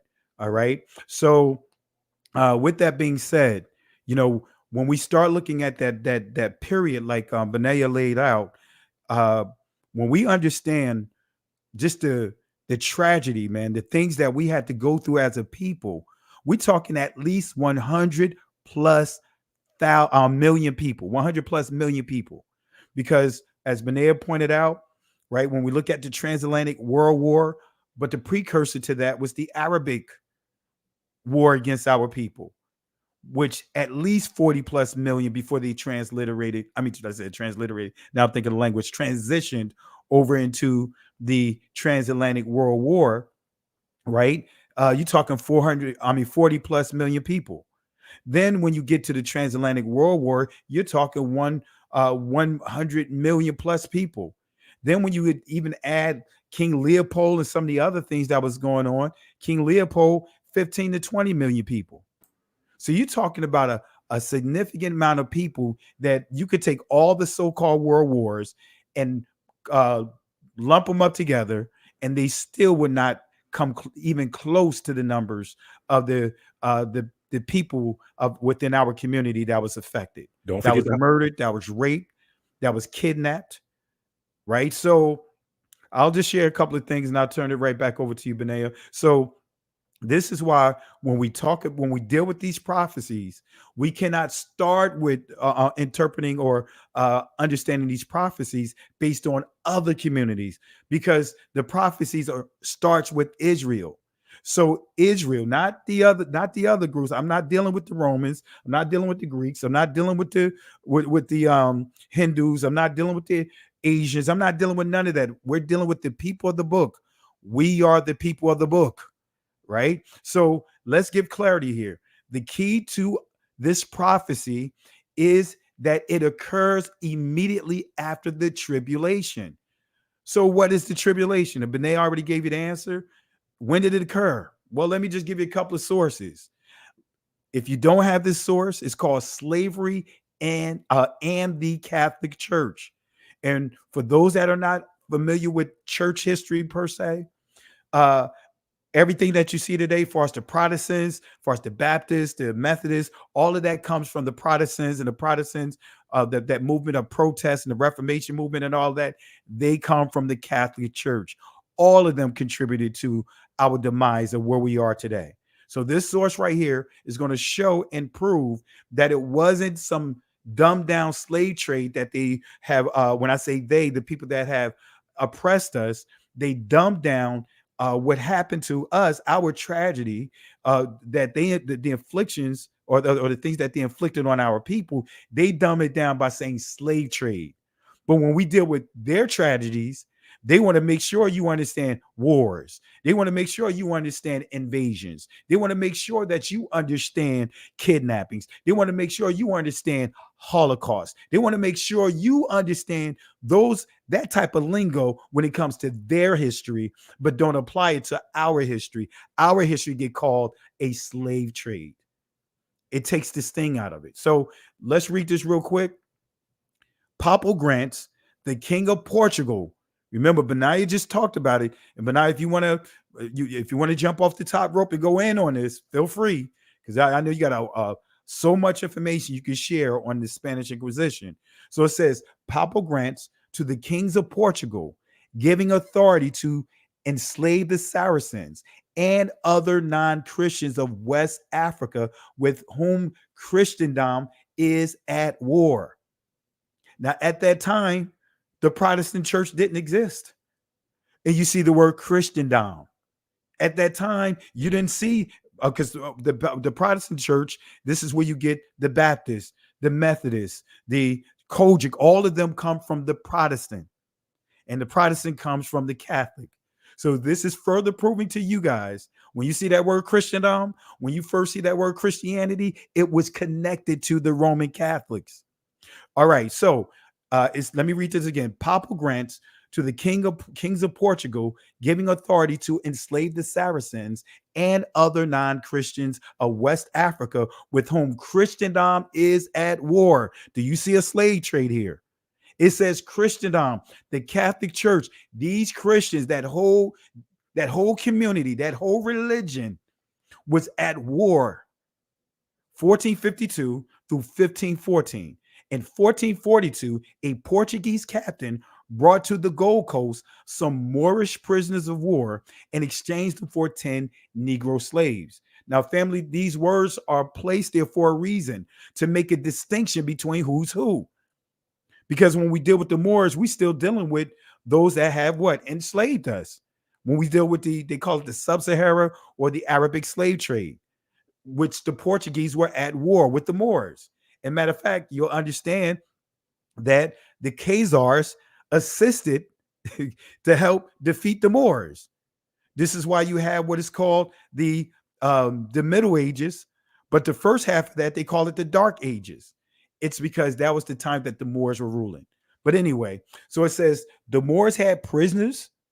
The Portuguese had prisoners of war, the Moorish prisoners of war, exchanged them for 10 Negro slaves, our people that was enslaved to the Moors, and brought these back to Lisbon, which was a trading settlement, was established at Lagos by 1444. It would appear by 1452, the Portuguese were anxious to establish their property rights over their newly discovered West African territories. And so the Pope, Papa, father, right? You know, that's the name. Pope means father, Papa, Papo. So Saint also, Nicholas V, was approached and was apparently led to believe these territories of the Guinea coast were inhabited by Saracens and other enemies of Christendom. There is no other explanation of a series of papal documents which applied the well-known contemporary rules of what? War, not slave trade. War to the situation in where? West Africa, whereas the Portuguese were well aware the local Negro inhabitants were not Saracens, were not Muslims, and were not enemies of Christendom. Why? Because, and I let Benaiah get into this portion right here when I finish reading the source about how our ancestors were enslaved, was kicked out of Portugal because we didn't want to pay the tax and all the other stuff that they tried to subject us to. And they sent many of our ancestors to different places Portuguese territories in West Africa, starting with Sao Tome. All right. So it says in 1452, Pope Nicholas V, that's right, Santa Claus, St. Nicholas V, addressed a brief to King Alfonso. Not going into all of that. And then we see here, even though they're going to dumb down the numbers here, but this is dealing with the Middle Passage. For weeks, months, sometimes as long as a year, they waited in the dungeons of the slave factories scattered along Africa's western coast. They had already made the long, difficult journey from Africa's interior, but just barely. Out of roughly 20 million who were taken from their homes and sold into slavery, half didn't complete the journey to Africa's coast. Most dying along the way. So they didn't even make it to the ships to be enslaved, or make it to the dungeons, make it to the barraccas. And it says, and the worst was yet to come. Real quick here, I'm not going to deal with the word coon here. Going over to here, this is still continuing here. It says the captives were about to embark on the infamous Middle Passage, so called because it was the middle leg of a three-part voyage, a voyage that began and ended in Europe. The first leg of the voyage carried a cargo that often included iron, cloth, brandy, firearms, and gunpowder. Upon landing on Africa's slave coast, the cargo was exchanged for Africans, fully loaded with human cargo. The ship sailed for the Americas, where the slaves were exchanged for sugar, tobacco, or other product. The final leg brought the ship back to Europe, right? And it goes on to say, the slaves were branded with hot irons and restrained with shackles. Wait a minute. That means they couldn't buy or sell. They could not buy or sell. They had to mark a physical mark on them. Now, we still have a mark, but it's not the physical mark like this. But the slaves were branded with hot irons, restrained with shackles. All right. So that's the branding. That's the fleur de lis. That's the mark of our oppressors. That's the mark of the invasion that took place that Revelations chapter 13 talks about and Revelations chapter 9 talks about. Go ahead, Benaya. I know you have a lot to bring on that. Man, I just kind of wanted to give a shameless plug because I know it might be a lot of information, fam. But if you ever get a chance, one of an excellent documentary put together by shout out to Big Moray's Moshe and Yahusha. These are outstanding documentary that they put together, man. These guys are just off the chain. And it's called Reclaiming the Thrones. Now you can see it for free. Like if you go to Tubi TV and just type in Reclaiming the Thrones, it's a docuseries, and it's 7 hours of information, probably over 300 references of books and firsthand accounts and all that stuff that covers a lot of this stuff, family. So if you ever get a chance, definitely check it out. They were very meticulous in putting the information in there so that you could understand it. But anyway, to your point, Pastor Kelly, because we were talking about like the tribulation and just giving some examples of why this time during the transatlantic slave trade was the Great Tribulation, even during including the Inquisition and stuff like that. And one of the things I want to land back on, Pastor Kelly, was people don't realize, especially in the Black community, that anytime somebody mentions Holocaust, that was you. That's right. That was you as well, family. The very first concentration camps of Germany were in Africa. Like when you see it, the emaciated, concentration camp people, that first happened in Africa. Those experiments that they were doing, that first happened in Africa. That also happened to Black folks in Germany. But get this, family, the retelling of this account is so racist that they even leave Black folks out of the Holocaust. Come on now. But the point here, family, is that you mentioned struggling, you mentioned persecution, you mentioned slavery. We were there. We wrote the book. So when you talk about Great Tribulation, been there, done that, family.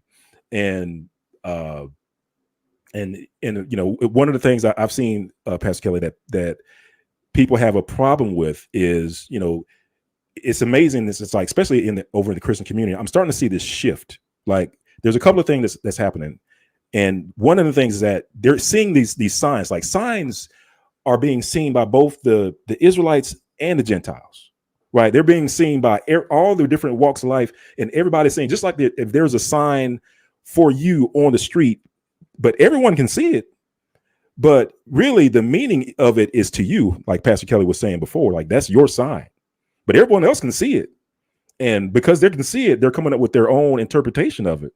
But the meaning of it is something that's specific for you, right? And, one of the things I've seen this shift, Pastor Kelly, and that is the shift of, I'm starting to hear a lot of folks in the Christian circles when they're trying to break down this, what's going on with the eclipse. They're starting to mention Israelites. They're starting to mention Hebrews. They're starting to start.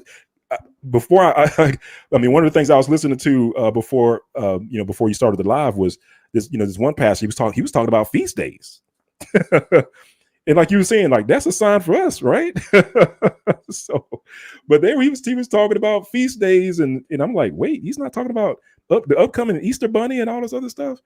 I was like, man, there's a shift going on. It's like they know, family, they know, right? And but unfortunately, in order to fully embrace the truth behind that sign, they would have to admit that Black folks are all the true children of Israel. Because that's another spin that I'm seeing, is that now that they see that a lot of this stuff has to deal with Israel, because they were seeing that, well, hey, this eclipse, it crosses over this place called Salem, and that's Jerusalem.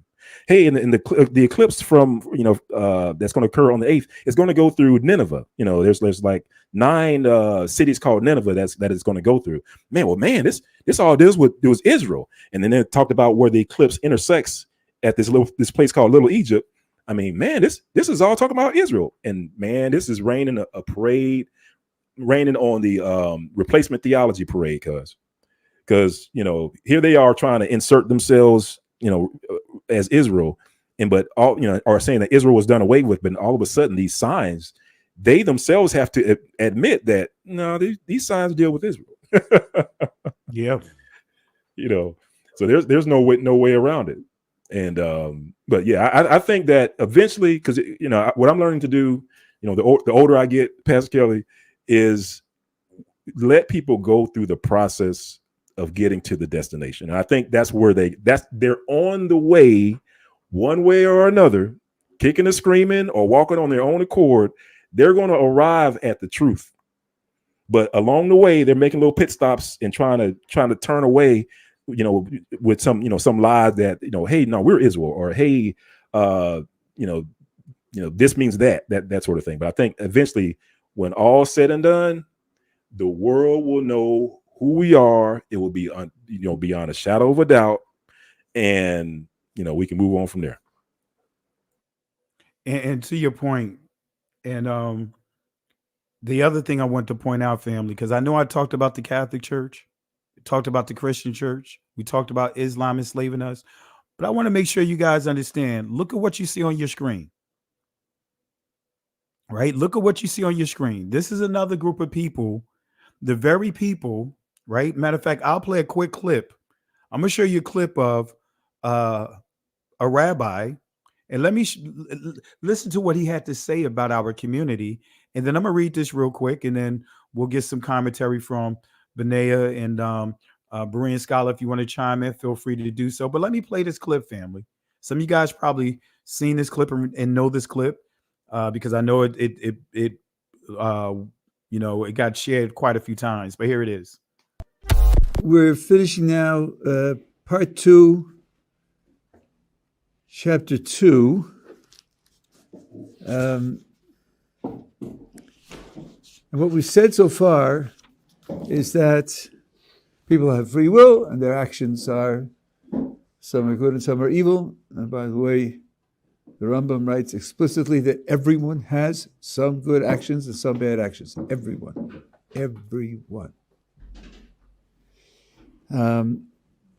And he takes it for granted that there'll be a variety. And we talked about the fact that this world and the next world are asymmetrical. The next world is where the majority of a person's actions, which determine his identity, are compensated. For the righteous, they exist in the world to come and they're rewarded. And for those whose major complexion is black, are excluded from the world to come. All right, family. So you heard what he had to say. He said those with the major complexion black is excluded from the world to come. Now, I'm just going to touch on this. I'm not going to read the entire source. I share this from time to time, but I want to make sure you guys understand the depth of how we've been hoodwinked, right? We've been deceived, family. We've been deceived. But let me share this source. I share from time to time. This is a rabbi by the name of Mark Lee Raphael. Peep out what he says. I'm not going to read it all. Oh, did I put it all in here? Oh, let me make sure I put it all in here. I got part of it. All right, let me pull it up real quick. Let me go back to the source. I thought I had it in here. Bear with me 1 second, family. Man, I thought I had it in here. It's interesting to I'll let you go ahead and talk because while I get this rest of the slide in here. Okay, no worries. No, I was just saying it's interesting that you would make that statement because we've shared hundreds. I mean, literally, you know how sometimes people say hundreds and they don't mean it. No, we literally have hundreds of references, old references. What I tell people is that, a lot of the references that talk about the, descriptions of the Jews, I'm using their term, back in the day when we look at old literature that was published around the 1850s or older, they don't say, some of them will say Jews, but a lot of the especially our people here in the States, they refer to themselves as Israelites. And that even goes back to, we were talking about, some of the churches over on the south coast of Georgia, those people, like the very first church here, African, so I'm doing air quotes, African church over here in the America, this U.S. was called First African Baptist Church in Savannah, Georgia, and they referred to themselves as Israelites. They referred to themselves as Israelites in a history book that they wrote. So when our people came over, family, especially early on, we knew who we knew who we are, who we were, or who we are actually, and a lot of these references that show that the Israelites are a black, brown, swarthy Negro people are books that were written like in the 1850s, 1700s. And these were books that during the time, if a slave was caught reading them, like these were the books that were around when they were around, right? When our people was enslaved, they were getting their thumbs cut off, or worse, they were getting killed or murdered. Why? Because those books had truth. But then once we got our freedom, then they wrote new books. And the new books had new truths in them. So go ahead, Pastor Keller. I think you have your reference up. Oh no, I was just coughing. I'm putting it in there right now. You could continue if you give me about another minute or two. Okay, no worries. But yeah, family, just wanted to just touch on a little bit on the the proofs that are out there. One is if you can group all these proofs in a group, and I believe Brother Dante Fortson's webpage is called like Black History in the Bible.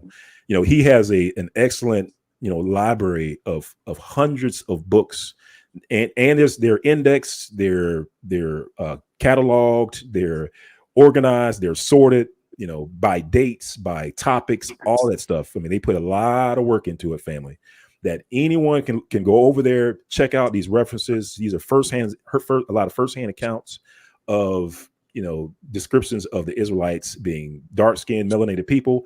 And a lot of these books also talk about where the Israelites were, right? And how the transatlantic slave trade was just a continuation of the expulsion and the migration and the forced movement of the Israelites, of our brothers and sisters. Especially like, one of the things that we always tell people is like, when you take a look at the transatlantic slave trade, the reason why that we don't understand who we are has a lot to do with where history starts, right? And a lot of the history that we were taught always started in Africa.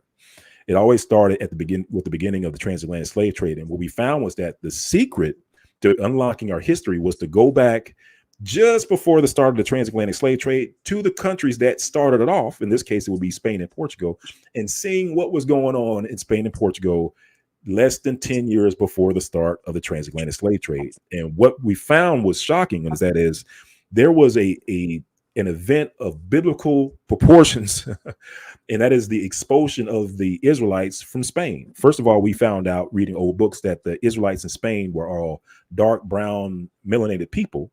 One, and then two, we found out that there were hundreds of thousands, if not millions, of these Israelites in Spain and Portugal less than 10 years before the start of the transatlantic slave trade. And then what we learned was that when this great expulsion occurred, depending on what books you read, but there were hundreds of thousands of these Israelites, dark brown melanated Israelites that were expelled.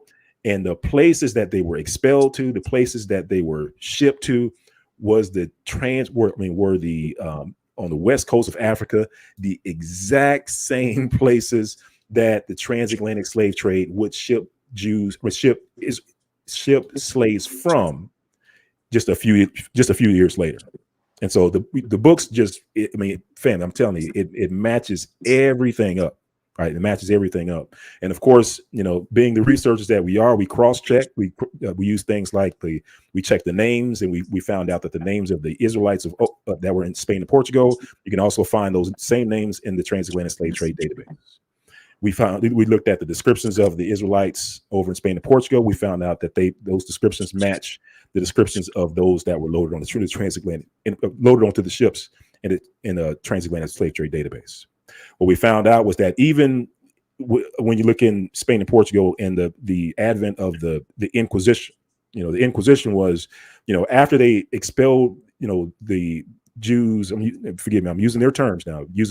After they expelled the Jews who would not accept Christianity, but out of their, they either murdered them or they expelled them.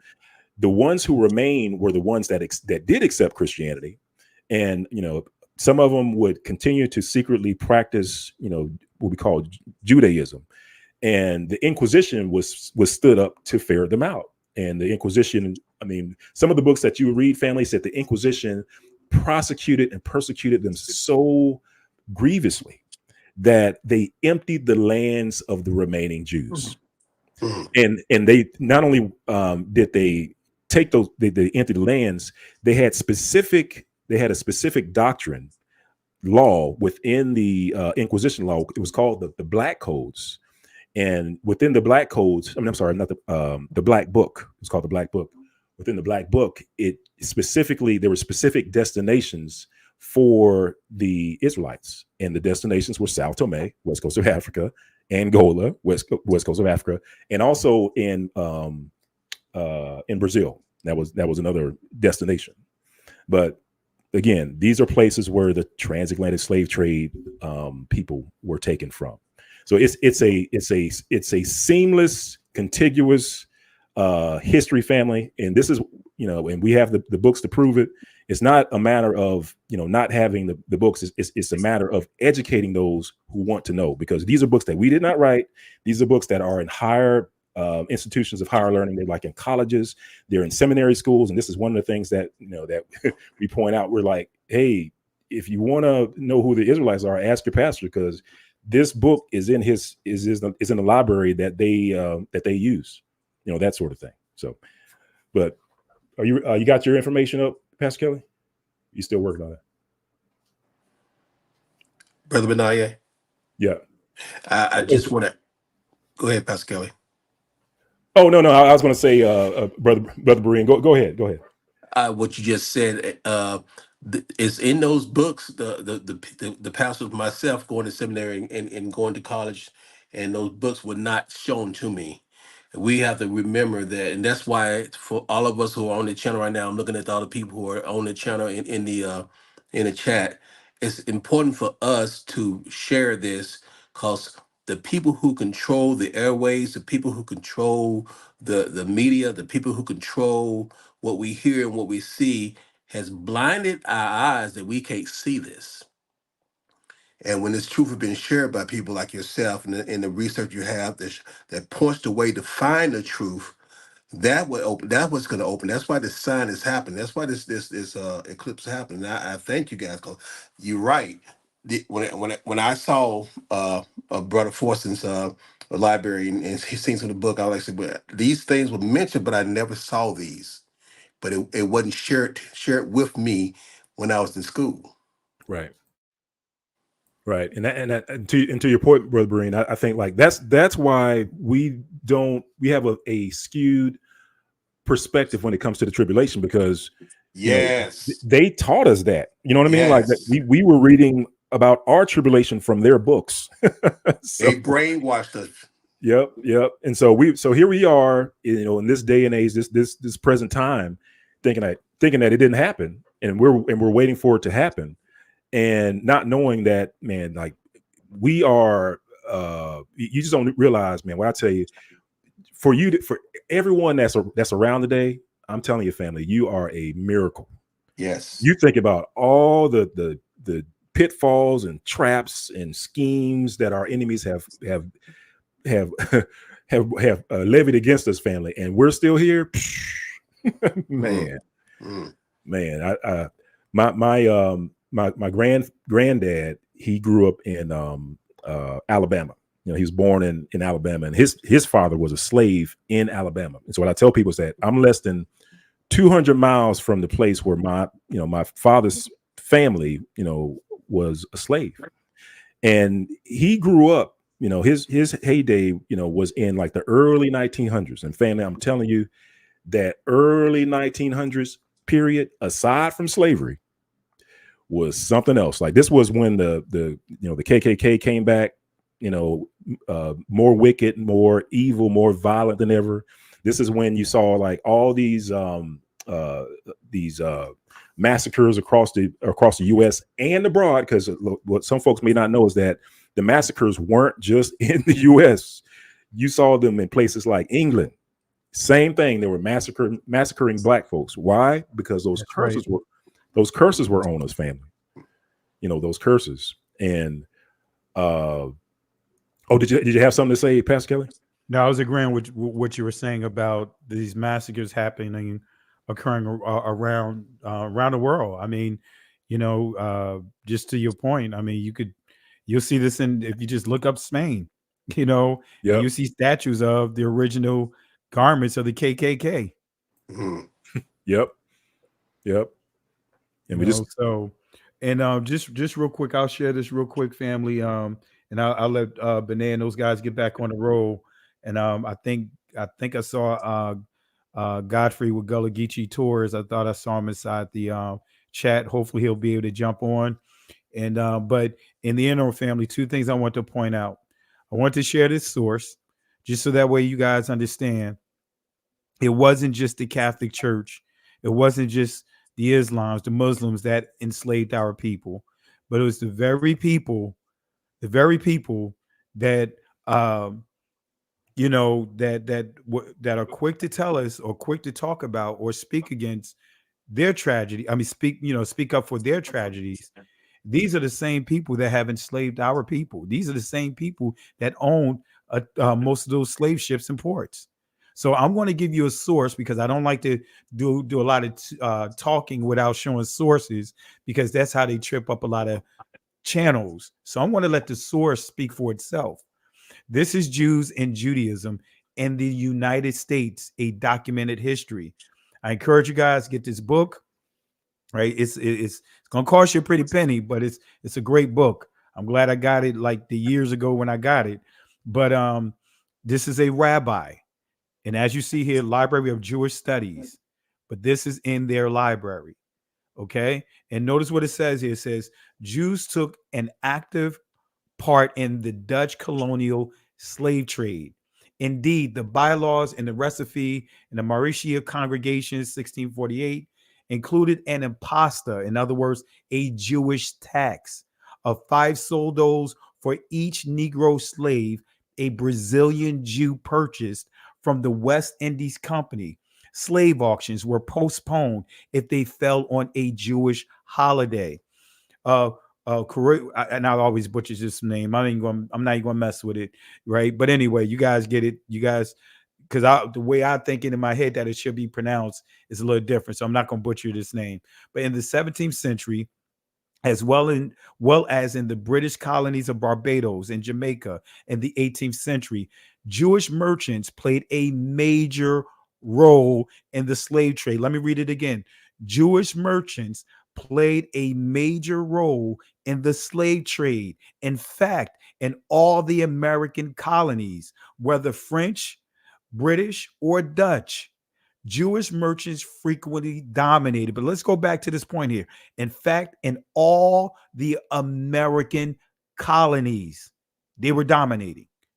They dominated. It goes on to say this was no less true on the North American mainland, where during the 18th century, Jews participated in the triangular trade that brought slaves from Africa to West Indies, and their exchange for them molasses, which in turn was taken to New England and converted into rum for sale in Africa. Isaac da Costa of Charleston in 1750s, David Frank of Philadelphia, 1760s, Aaron Lopez of Newport, this is dealing with Rhode Island, in late 1760s and early 1770s, dominated Jewish trading on the American continent. So guess what, family? We just proven that they dominated. They dominated the transatlantic world war, which is called a slave trade now. They call it, instead of calling these slave ships, they are warships.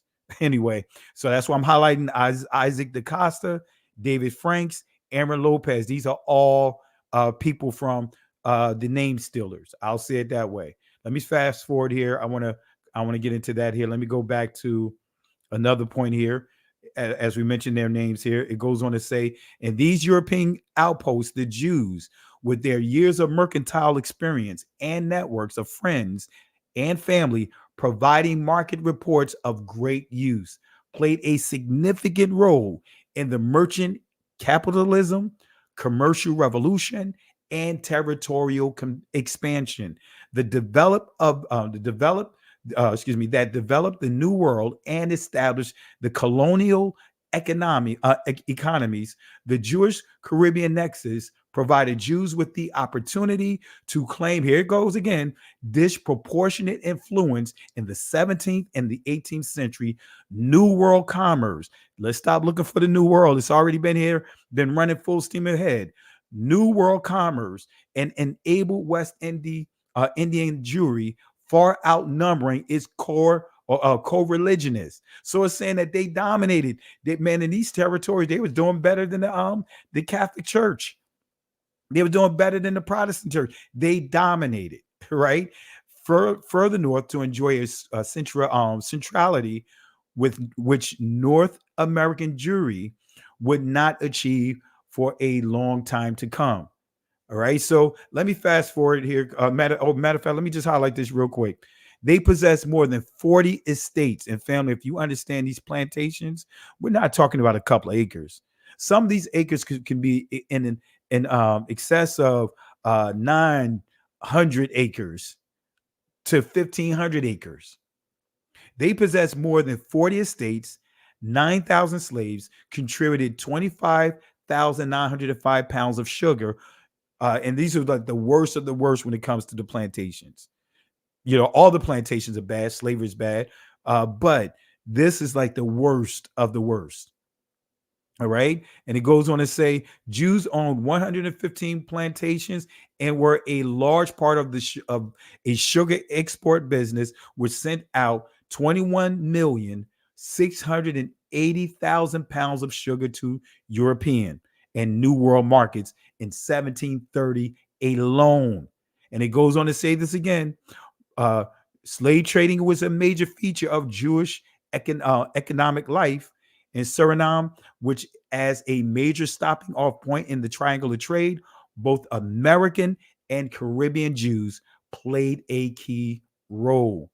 So let me go to another key point. This right here is just talking about one of the guys that dominated it, Aaron Lopez. I'm not going to read this, but you get the gist of it, family.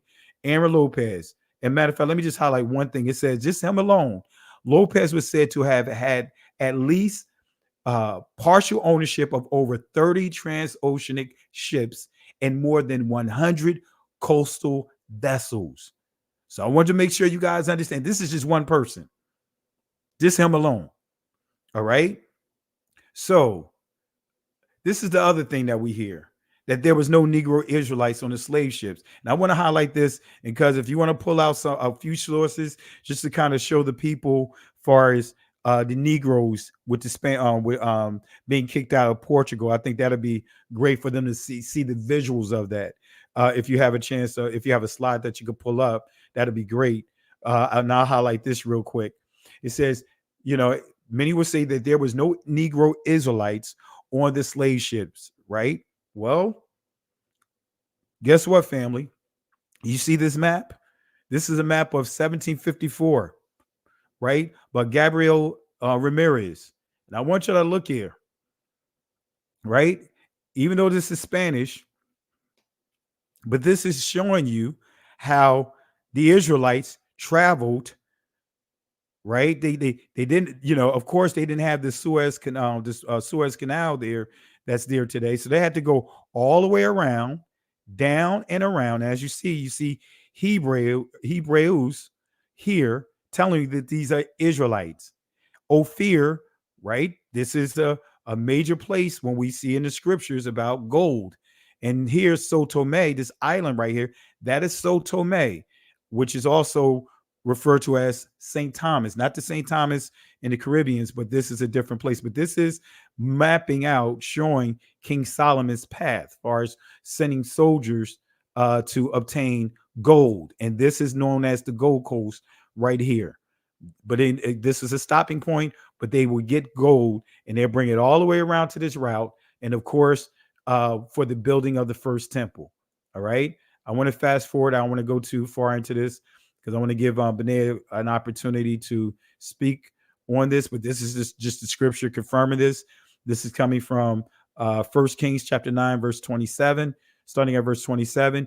And Hiram sent in the navy his servant, shipmen, that had knowledge of the sea. With the servants of Solomon, they came to Ophir and fetched from thence gold 420 talents and brought it to King Solomon. So they went, as you saw Ophir on that map, they traveled all the way down there. But this is another thing I want to highlight real quick. All right, this is the same map, but here's another thing I want to highlight. This is a book. This is a very expensive book. Lost Tribes Myths Suggest Towards Rewriting History, Hebrew History. This is page 257 of that book, right? This is a screen print from it. And you see, look at the Gold Coast, and this is further confirming what I mentioned about that island of Sao Tome. Notice what it says, Sao Tome Jews. You see Muvumbas Jews, right? You see this map is telling you where all of our ancestors were located. You see here Bani Ephraim, the Levites, right? You see Dahomey Jews. You see, this is giving you information on where all the tribes were scattered throughout the continent of Africa. But what most people don't know, on the very next page, you'll see India, right? But you see here, let's go back here. Let me see if I can zoom in. I'm going to zoom in just a couple of places. And let me know, Benaya, when you're ready. I got one more slide I'll share if you want to share some information on the Spanish Inquisition. All right. But this is giving you some additional information, family. Right. Lam, once a Jewish colony.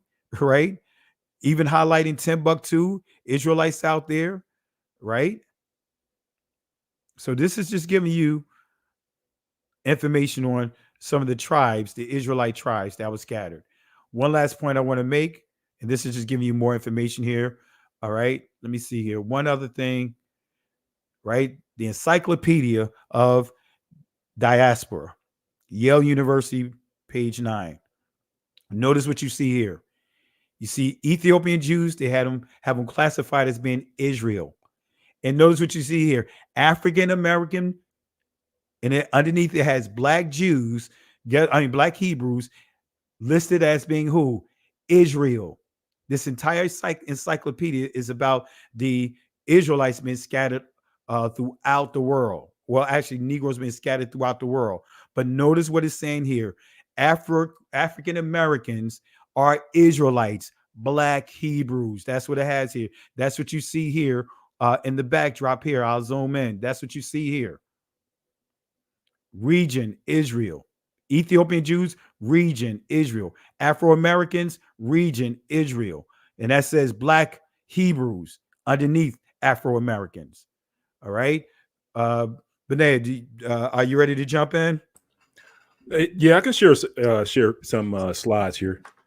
Yeah, I was Okay. going to grab the my go-to also is the Lakesh relief as well, because that's one of those things where it's, there's no ambiguity about it. There's no no interpretation. You just see ancient Israelites with afros, and it's pretty easy to understand.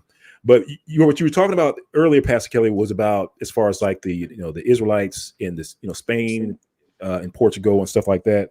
This is one of those references, and I apologize, I didn't grab the title. This is a screen print. But in this book, what you'll see is that this is one of those old books, family, and that's what I'm telling you is that in these old books they literally tell you where the Israelites went to and what happened to them. Like here it says, King John II in 1492 expelled all the Jews to the island of St. Thomas, which has been discovered in 1471, and to other Portuguese settlements on the continent of Africa. And so that's one of the things that the historians leave out, especially when they start talking about the Israelites in Spain and Portugal and what happened to them. They'll tell you that, they went up to France, or they went up to all these different other places, but they won't tell you where the majority of those Israelites fled to. And even if they went to these other places, there were persecutions kicked off in those other places, and they had to flee from there as well.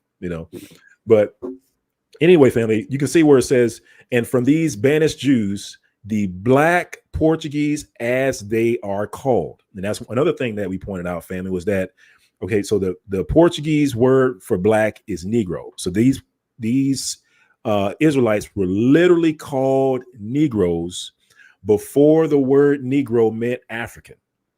Like, so what are you talking about, Benaiah? Well, the etymology of the word Negro, if you ever look it up in the Webster Dictionary, it will tell you that the word Negro means African up until beginning in 1555.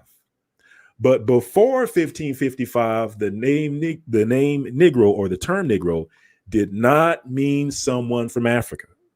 Why is that important? This is where I tell folks is that, history kind of checks itself. So the transatlantic slave trade started in 1501.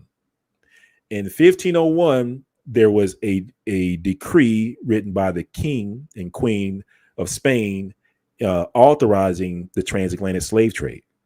And when they authorized the transatlantic slave trade, literally in their document, they wrote Negroes. You can take X amount of Negroes. You can take this amount of Negroes. But the stipulation that they put in the document was that the Negroes had to have been born in Spain. Some scholars will say in Portugal, but the document at the very least said that these Negroes were born in Spain. So that's why, family, we can tell you with confidence that, when you talk about the transatlantic slave trade, especially from 1501 to 1515 or 1518, or particularly 1518, we know for certainty, that those Negroes came from Spain and Portugal. Why? Well, because there was a law decreed and declared by the king and queen of Spain. Right. And then after in 1492, when the Israelites were expelled from Spain and Portugal over into Africa, into the exact same places where the transatlantic slave trade would kick off less than 10 years, then we also know that the slaves were taken from there and taken over to the Americas. But let me just read a few other references, because this ties back into the eclipse that we were talking about, family. And that is because, the eclipse has to do with, you're seeing references about Salem, which refers to, Salem is the early name of Jerusalem. And that's another thing. I don't know why people are kind of struggling with what Salem means. Like, you can look it up in the Strong's Concordance. Salem is Jerusalem. And the importance of, Salem being Jerusalem, and we showed you, like, in that eclipse, that first mark of the Tav in the eclipse goes from Salem, like that's literally the first city in Salem, Oregon, and it goes all the way down to Charleston, where the slaves were imported to, right, in Charleston. And so here, family, what you can find in this references in that is that these Israelites that I was telling you that, were part of the Inquisition, were part of the expulsion in Spain and Portugal, were kicked off or expelled over into the west coast of Africa, were then taken over into the U.S. And a lot of those slaves eventually made their way up to Charleston, South Carolina. What I want to show you, family, is where they came from. So we can trace them from Spain to Africa to Charleston, right? But these references will also show you that, hey, well, you know what? Those Israelites or Jews that are in Spain, guess where they came from? According to their own words, it says, the rabbinic dialect was principally formed in the Middle Ages among the Spanish Jews, who were chiefly descendant from the inhabitants of Jerusalem. Now, this ties back to the prophecies that Pastor Kelly read earlier, which talked about, especially in Mark chapter 24, when the Messiah was talking about giving the prophecy of them being scattered of great persecution, right? He was literally in Jerusalem telling the people, the inhabitants of Jerusalem, this prophecy. So this is their prophecy. And so what I'm showing you, family, is that the people that were in the transatlantic slave trade were the people of Jerusalem that were part of that prophecy. And then just I had some other references in here, Pascal, but we don't necessarily have to go through these. These are just kind of just reiterating the same thing, where it talks about, the Spanish Jews are the true descendants from the tribe of Judah and the royal house of David. And that's another thing that another distinction of the Israelites in Spain and Portugal. And that is great many of them. I don't know if every single one of them, but they are of the house of David.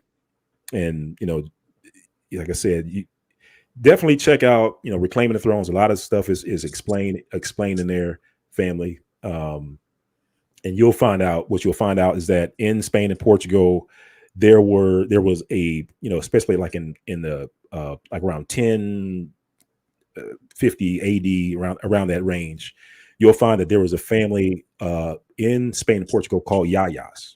And this was a famous family because they were literally placed in charge of the other Israelites in their region.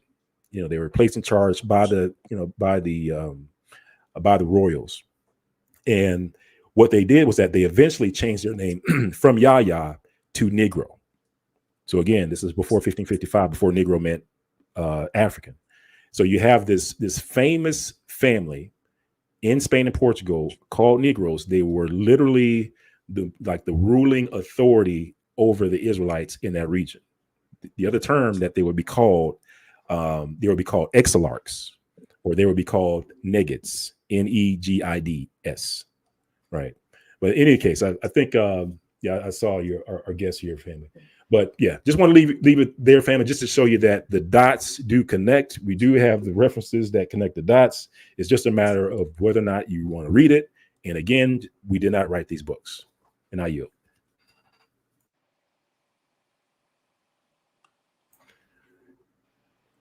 Yep. Pascal, are you might have your mute on if you're talking. Oh, yep. I had it on mute. I was steady talking, but I want to say thank you for sharing that information, man. Much needed information. That's why I'm glad you shared the sources, so that way people can actually see the visual of what you're reading from and what we're quoting as well. And family, we got my brother on here, Godfrey. Let me bring him up real quick. Let me show his face, and then we'll put the screen back the way it is. You see my brother Godfrey at the bottom here. Let me see here. All right, let me see if I can shift this and I'll bring it. There's my brother Godfrey right there. Let me see if I'm not familiar with doing all the moving around of this. There we go. Okay. All right. I look like I know what I'm doing here. All right. So I want to say shout outs to my brother Godfrey. holding things down all the way. Oh. Matter of fact, let me put this back on before we get into a couple of additional things here. But before we continue, Godfrey, just go ahead and fill the people in on. Let's start with your business, Gullah Geechee Tours. I put a plug in about that, but I want you to be able to, tell the people about your business. So I'm hearing some feedback. I'm hearing it twice. Let me see here. How does that sound? That's it. I think that's it. Good. All right. So did you want to go ahead and share? You still hearing feedback? Major. Just go ahead and because I'm not hearing any feedback. Yeah. Benea, are you hearing any feedback? No, I'm not getting it. I think everyone's muted. You might have to. It's actually not feedback. I'm hearing it twice. Yeah. You Okay. might I'm try not hearing dropping and it, joining back in. Okay. Just Yeah. go ahead. If you hear it, just go ahead and tell the people about your business, and then I'll let you go ahead and explain some of the history about Charleston. Oh, he dropped off. Yeah, he's going to try to drop and join back in and see if that takes care of it. There's Okay. no feedback on this end either. Pastor Kelly. Yeah. But Green Scholar, you want to say something? While you were awful, I was looking up, how Brother Benea said about trust but verify. I looked up that the Jews and Judaism United States document. That book is over $1,500. Yep. Another one of their ploys to keep us from it, but you can't find it online for free. And I did download a PDF of it, but just letting the people know. If you want me to, I could put that link in the chat. Yeah, they definitely have that book priced. It's other books that they've raised the prices to, and also books that used to be free on archive.gov. All of a sudden now you can only lease out the book for certain periods of times. They're doing a number of things to suppress the access that we have to this, and so and I wanted to share another thing too. Did you want to share anything? Add to what you just mentioned, Brian? No, sir. That's just we'll just point out the fact that this they like Brother Benaya said, they know this is in the books, but they try to keep it from us. Our mind, absolutely. And it's another point that I wanted to make here, fam, because I know I saw some questions about the feast day. Let me fast forward a little bit here. And Benay, I know you did some discussions on this as well. So did we transition? That's the question. Did we transition from when we go back here to the question, are we still in the tribulation, or did we transition to another part of this prophecy? That's the question. And how important is 2017? How important is 2017? Before I go into that, let me bring Godfrey back in. Let's see if we can hear him. All right, my brother Godfrey, is that better? Much better. Okay. Much better. Okay. Great. What I was saying to you earlier, if you want to go ahead and just tell the people about your business, just so that way, whenever they down in that way, they know to look you up, and then we'll get into some of the questions that we have for you about the history. Thank you very much. Oh, brother, thank you for having me, Pastor. Brother, thank you so much for the support. Thank you so much, man, for the platform. So here in Charleston, I'm a tour guide. I do Gullah Geechee tours, Black history, right? Gullah Geechee tours, Charleston, South Carolina, GullahGeechee.com. And here in Charleston, Charleston is the #1 city in the world for history. History. On the planet Earth, this little tiny city is #1 for Black history, slave history. And all of the secrets are right here. Everything is here. So Gullah Geechee Tours, I'm Godfrey, Gullah Jack, and I'm happy to be connected to We Woke Now. especially during this time that we are living in. Goodbye to the end of the world. Absolutely. And what we're dealing with tonight, and you have so much information on it, and that when me and my cousin Beneo was talking offline, I mentioned to him, in your book, you make reference to the eclipse in 2017, and you share a lot of information in your book. And if you want to tell the people about the book as well. As a matter of fact, let me do something real quick before I let you go on that. Let me give a couple of shout outs. I didn't know I had a few cash apps. Let me just say this real quick. I want to give shout outs to Matrix. Thank you for the contributions tonight. We are blessed to be here during this time of the awakening, these 7-year eclipse. Absolutely. Thank the Most High for allowing us to be in what the dispensationalists would say, this dispensation of time, right? So really appreciate it. Kashara Spivey, thank you again for the love and support. Thanks a lot, Pastor Kelly. Privacy, thank you for the contributions tonight. Also, author Candace Phillips Anderson, thank you for the contributions tonight. Family, let's show them some love here. And also Queen Nile, thank you for the super sticker. And also Yad Daughter 57.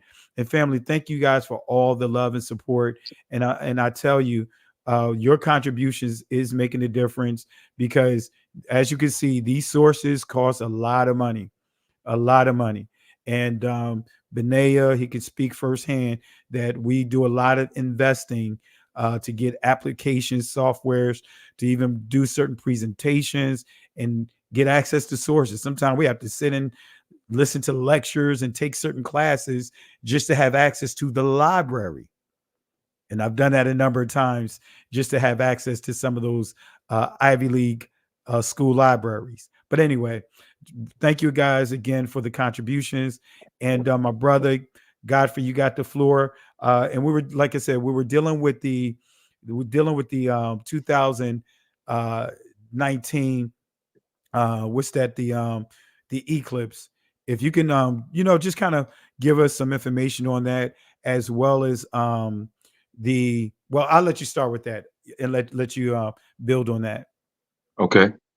All right. Well, so the signs of the times, the way we understand life is through the symbols. We're the symbol readers. Okay. We understand signs and symbols. And Yah said that he only gave one people the ability to interpret these signs, these symbols, the dreams. Only one people. So if you can interpret dreams, if you're always curious about signs and symbols and what's the true meaning, it's in your DNA. And it's all about your blood. In 2017, the first leg of this solar eclipse, everything went black. And in 2017, the shadow only touched North America, only. And there were 7 cities that the shadow passed through named Salem. Salem, the city named Salem. Now, that's important because this is about Israel, Jerusalem, Salem. 7 cities, 2017. 2017. The great eclipse, the moon on the bottom, the sun on the top. The moon covered the sun, and that gave a shadow. So what does it mean? That is a spark. It is a mark. So what is a spark? What is a mark? So we really need to understand Gullah Geechee, because that is where the secrets are held, right? So your Geechee, what does it mean when you say we're Geechee? In Hosea chapter 2, verse 16, it says, in that day, thou wilt call me Ishi. Ishi. If you take the G off of Geechee, you have Ishi. The Native American Indians would commonly say Ishi or Nishi. So what does it mean? It's the mark. Huh? It's the spark. The symbol for this what we are calling a cross, the symbol. You see, the symbol or the sign or the mark, this mark that we're seeing represents the end.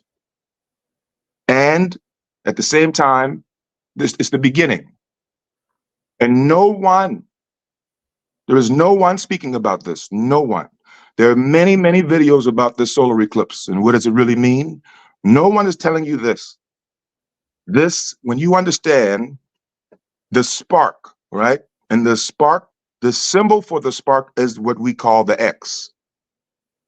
Is what we call this X. So when we see this X coming, April the 8th,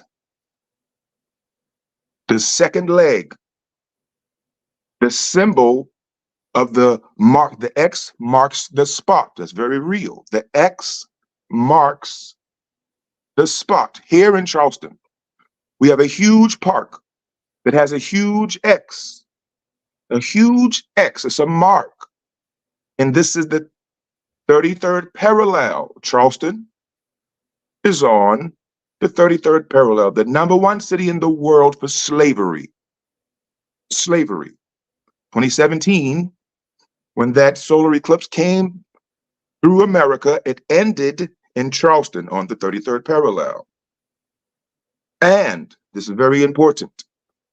This mark, you can call it the TAV, the TAV, or the Chi, CHI, Geechee, Tai Chi, Ishi. The symbol is the same. So understand, Tav means mark. It means sign. Its numerical value is 400. 400 years ended on the country that was created by blood and slaughter. And never has judgment ever come out. But the mark that tells you the end of the corruption and the beginning of that new world is coming. The end of Esau and the beginning of Jacob is what this represents. And it's for everybody to see. Most cannot understand. But it is only for you. And the book says, Jeremiah 1:10, do not be dismayed, do not be confused by the signs in the heavens as the heathens are confused. Just to begin. Amen. And real quick, I see someone, a couple of people trying to pop in the to this live stream. This particular live is not open. This is a closed discussion. So the people that are here are invited. So I see someone by the name of Maurice Moshe. Appreciate you connecting, but tonight we're not opening up the call for others to, or the discussion to others. My buddy here, Gullah Geechee, my buddy Godfrey, he's here. He's an invited guest. Of course, Benaiah Israel, as well as Berean brothers. So next week, our next live, I'll have it open. So I'm just going to go ahead and empty out the back office for those that are, the back waiting room or whatever. So we'll do this another time. So no offense to you. So Godfrey, you gave some great information. And, the other thing I wanted you to elaborate as well, because Benaiah pointed out too about the slave capital, far as Charleston, just because most, as Benaiah pointed out, and most don't really understand the depth of, the impact and just how much of how can I put it, history that's there in Charleston. I'll go ahead and open it up to you. Oh my. Oh my.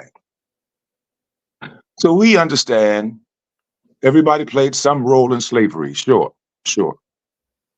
But no one can say that this city was only created to sell slaves. Only created to sell enslaved people. Sell them and break them is all we do. Sell them and break them. 4 buildings, churches, churches, liquor taverns.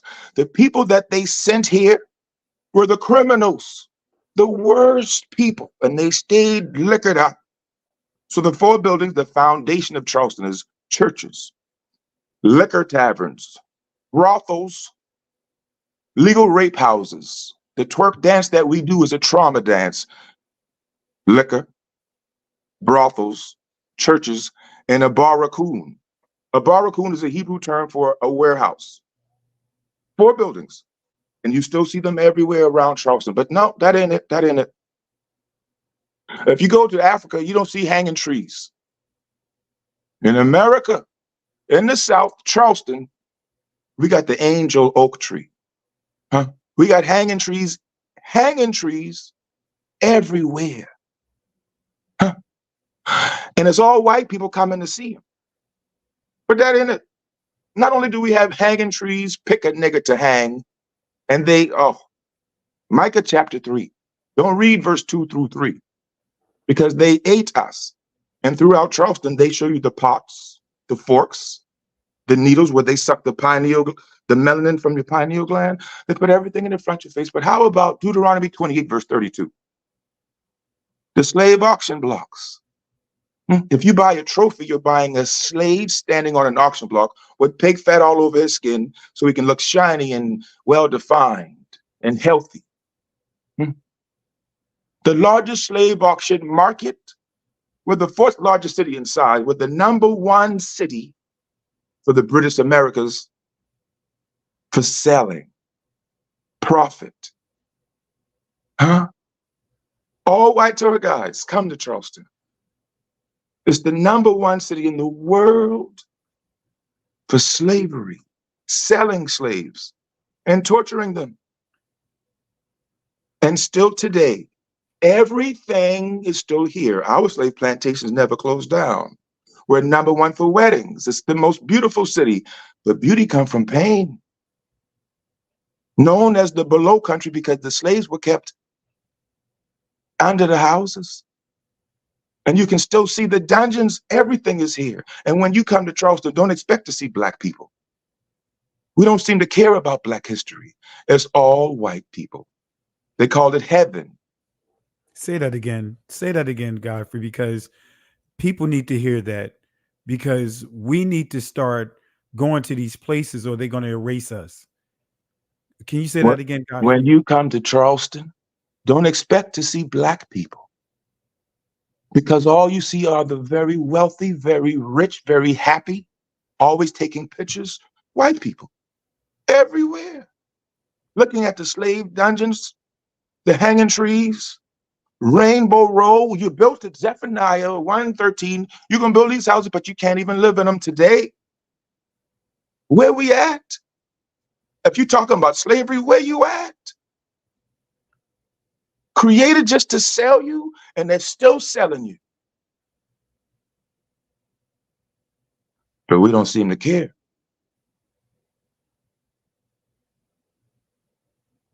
And Godfrey, touch on that street America, because like you pointed out, we build homes that we can't live in, but they have our brothers and sisters delegated or reduced to a certain area. I don't want to let the cat out the bag. You shit, but show them the American street. Give us an idea of what the street, the only street in the country named America, and what that entails. They tell us that Christopher Columbus discovered America. Look at that. When he came here, we were already here with pyramids everywhere. America, Charleston, #1 in the whole world for Black history. And when you come, you find not too many Black people. If you see a Black person in Charleston, they're either in the projects or homeless, or they're on the outskirts. Charleston is for the very wealthy white people. And when you find the Blacks,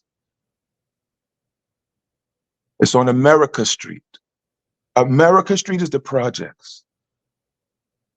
Charleston is full of the most beautiful, biggest, wealthy buildings that you built. We built them. We're the builders. But in the projects, And the wealthiest city per capita on the planet, based on our size, we got all of the money. But in the projects on America Street, goes all the way through Columbus, Christopher Columbus, Columbus Street. And this is where you find the broken in the projects. And then on America Street, you see hanging trees and slave auction blocks. And of course, Charleston wrote the slave codes. We wrote the laws. Gullah, the law. We wrote the laws. And it said to stress the black man, the black business. So keep the man out of your house. Only the women and the puppies. And the more puppies, the more benefits. But it better not be no man in this house or no welfare or Section 8 for you. Charleston, only created to break and sell, and ain't nothing changed. If you come to Charleston, for white people, it's still heaven. I found heaven. America Street. Wow. And I mean, because I know you got a ton of history and that you could share with us. And the other thing, just what you pointed out about the dungeons. Remember what you shared with me about the stuff that's hanging, the flower pots hanging below the windows. You know, and I told you how I stumbled across one just after you said it, and I recorded it, and people were coming up to me like I was the tour guide. That's right. Can you just share with the people about that? Ooh, the most beautiful city. Rainbow Row, heaven on earth, for real. When you come to Charleston and you see the beautiful houses, you always see beautiful flowers. We have the most beautiful flowers, the most beautiful trees, plants, because when you put a seed in our soil, it's fertilized with blood. Nahum chapter 3. Woe to that bloody city. But the beautiful flowers, because slavery was our number one commodity, and we kept the slaves up under your houses. Whenever you will see window boxes or flower boxes, some of the most beautiful flowers with the most strong, scented, sweet-smelling flowers, they're always right up under the windows throughout the city. But whenever you see a window box or a flower box, it represents royalty and cleanliness, cleaning, being clean. So when you see a window box in Charleston, look under the window box and you see why they need the window box. Because below the window box is a door under the ground. You open the door and you go down under the building where the slaves were kept, known as the pot of gold or the hidden treasures at the end of the yellow brick road. But under the window boxes, under the houses, there's going to be a door, some very beautiful doors, elaborate doors with cages and bars on them. It's the dungeon that leads to the home of where we were kept. And still today, you can walk through and see them. People stand on them all day taking pictures. It's called a window box or a flower box. Wow. And the other thing, and I know, you know, without giving too much information, because I know we're working on some stuff, but the chessboard, because that's what really, you know, that caught me by surprise when you shared that. And you could, and for many of you guys that saw the documentary, you see these chess pieces. I did that based upon what was revealed to me in Charleston, South Carolina. You know, that, and also many of the homes, Freemason homes, that prevents them from being raided. And anyway, I'll let you go ahead and elaborate on that. So chess is a military strategic game. It's about intelligence, intellectual. Okay. Now, throughout Charleston, and remember, Charleston is the city that is perfectly opposite Jerusalem on the 33rd degree latitude line. Illuminati heaven, known as the head of the dragon. Everything is here. Everything is in the front of your face, hiding in plain sight. So in this powerful city where the king stole it from the natives, they named it Charlestown after King Charles II. King, the king, a 33rd degree Mason, 33rd degree. Throughout the city of Charleston, you see every chess piece is strategically situated, but everything is camouflaged as a building of some type or another. The top of a church steeple, the bishop on the chess set, the runaway slave lookout tower, sound the alarm, the church bells ring. The bishops, the castle, the rook, the king, and the queen. And the way the pieces are set up, they're set up as they're making chess moves. So checkmate. They're called noble games. Noble games. The ruling powers, blue blood, red blood, selecting their noble ones. The presidents, basically. So when you're voting, just stop. Stop. After all this time. Doesn't even matter. But Charleston shows you their power, and their power is truly great. They wrote the laws, the world follows. And throughout Charleston, major chess pieces are hidden right in the front of your face. Most people never see them. And you, the Israelites, invented the game. It's your game.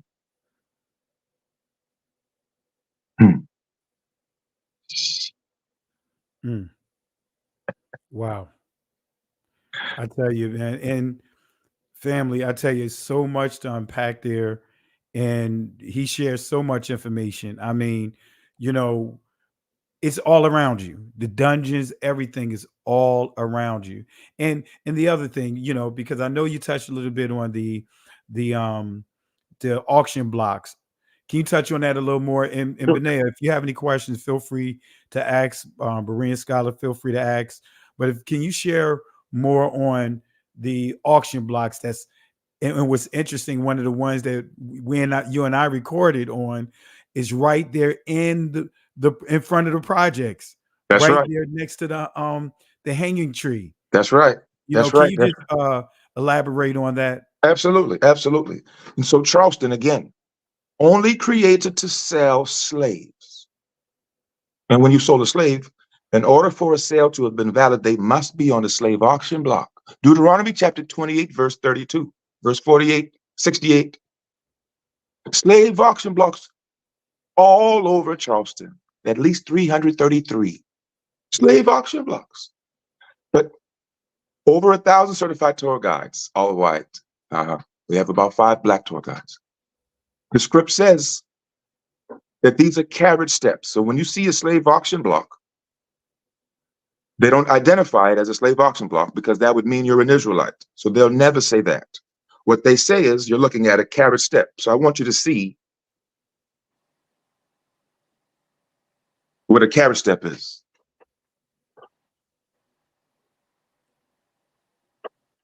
Wow. Yep.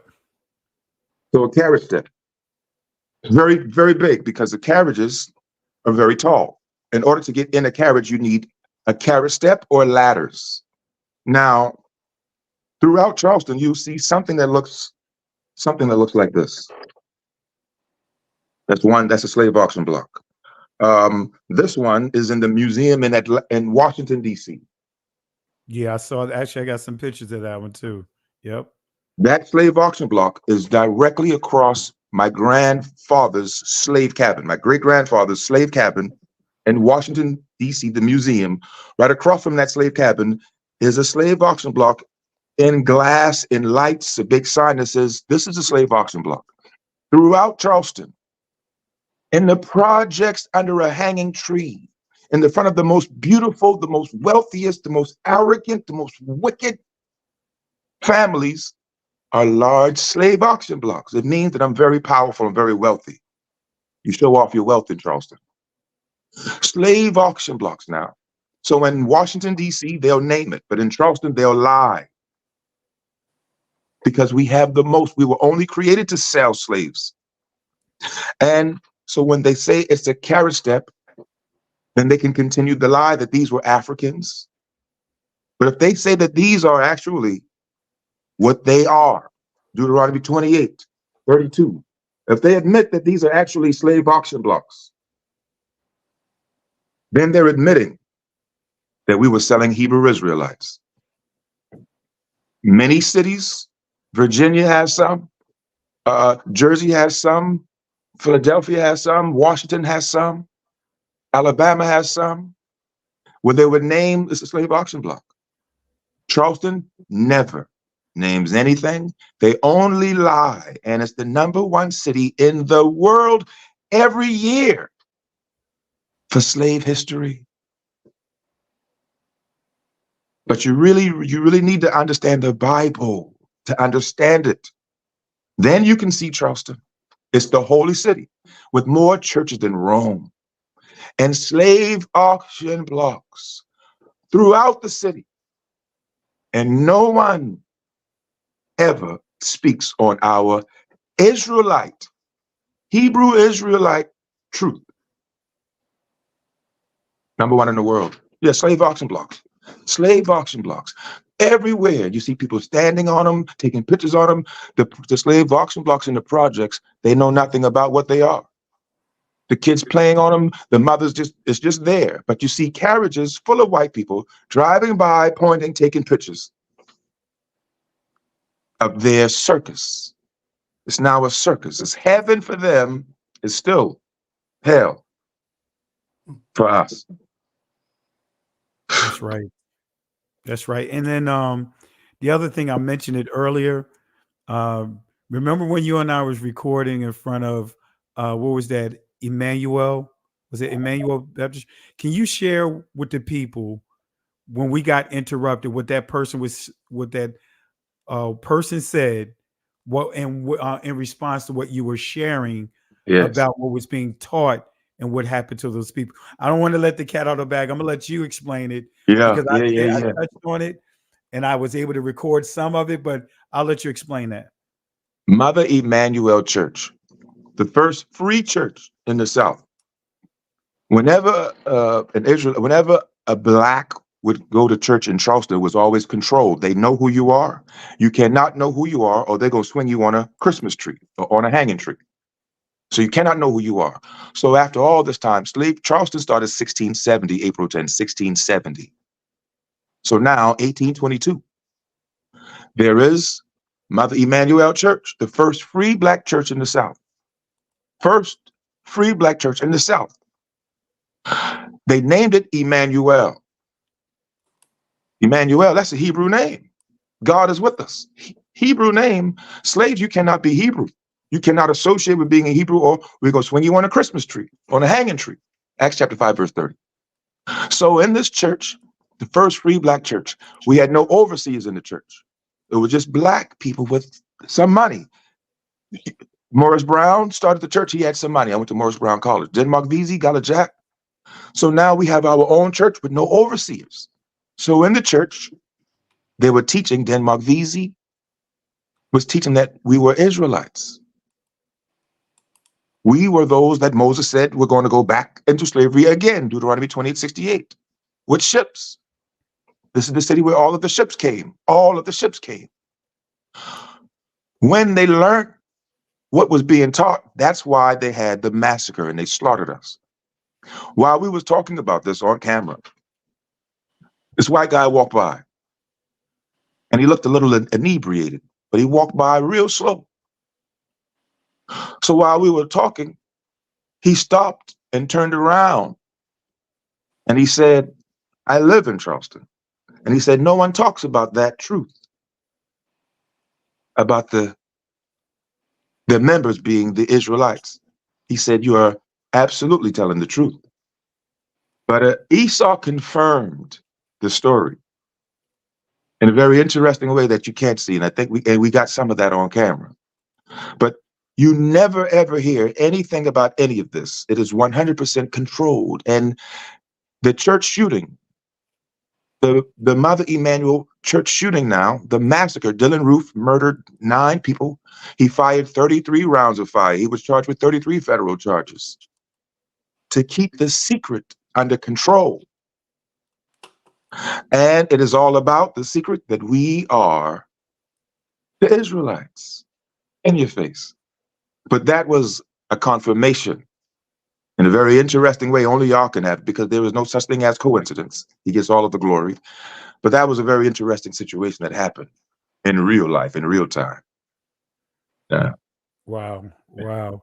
Benea, did you have any questions that you want to ask Godfrey?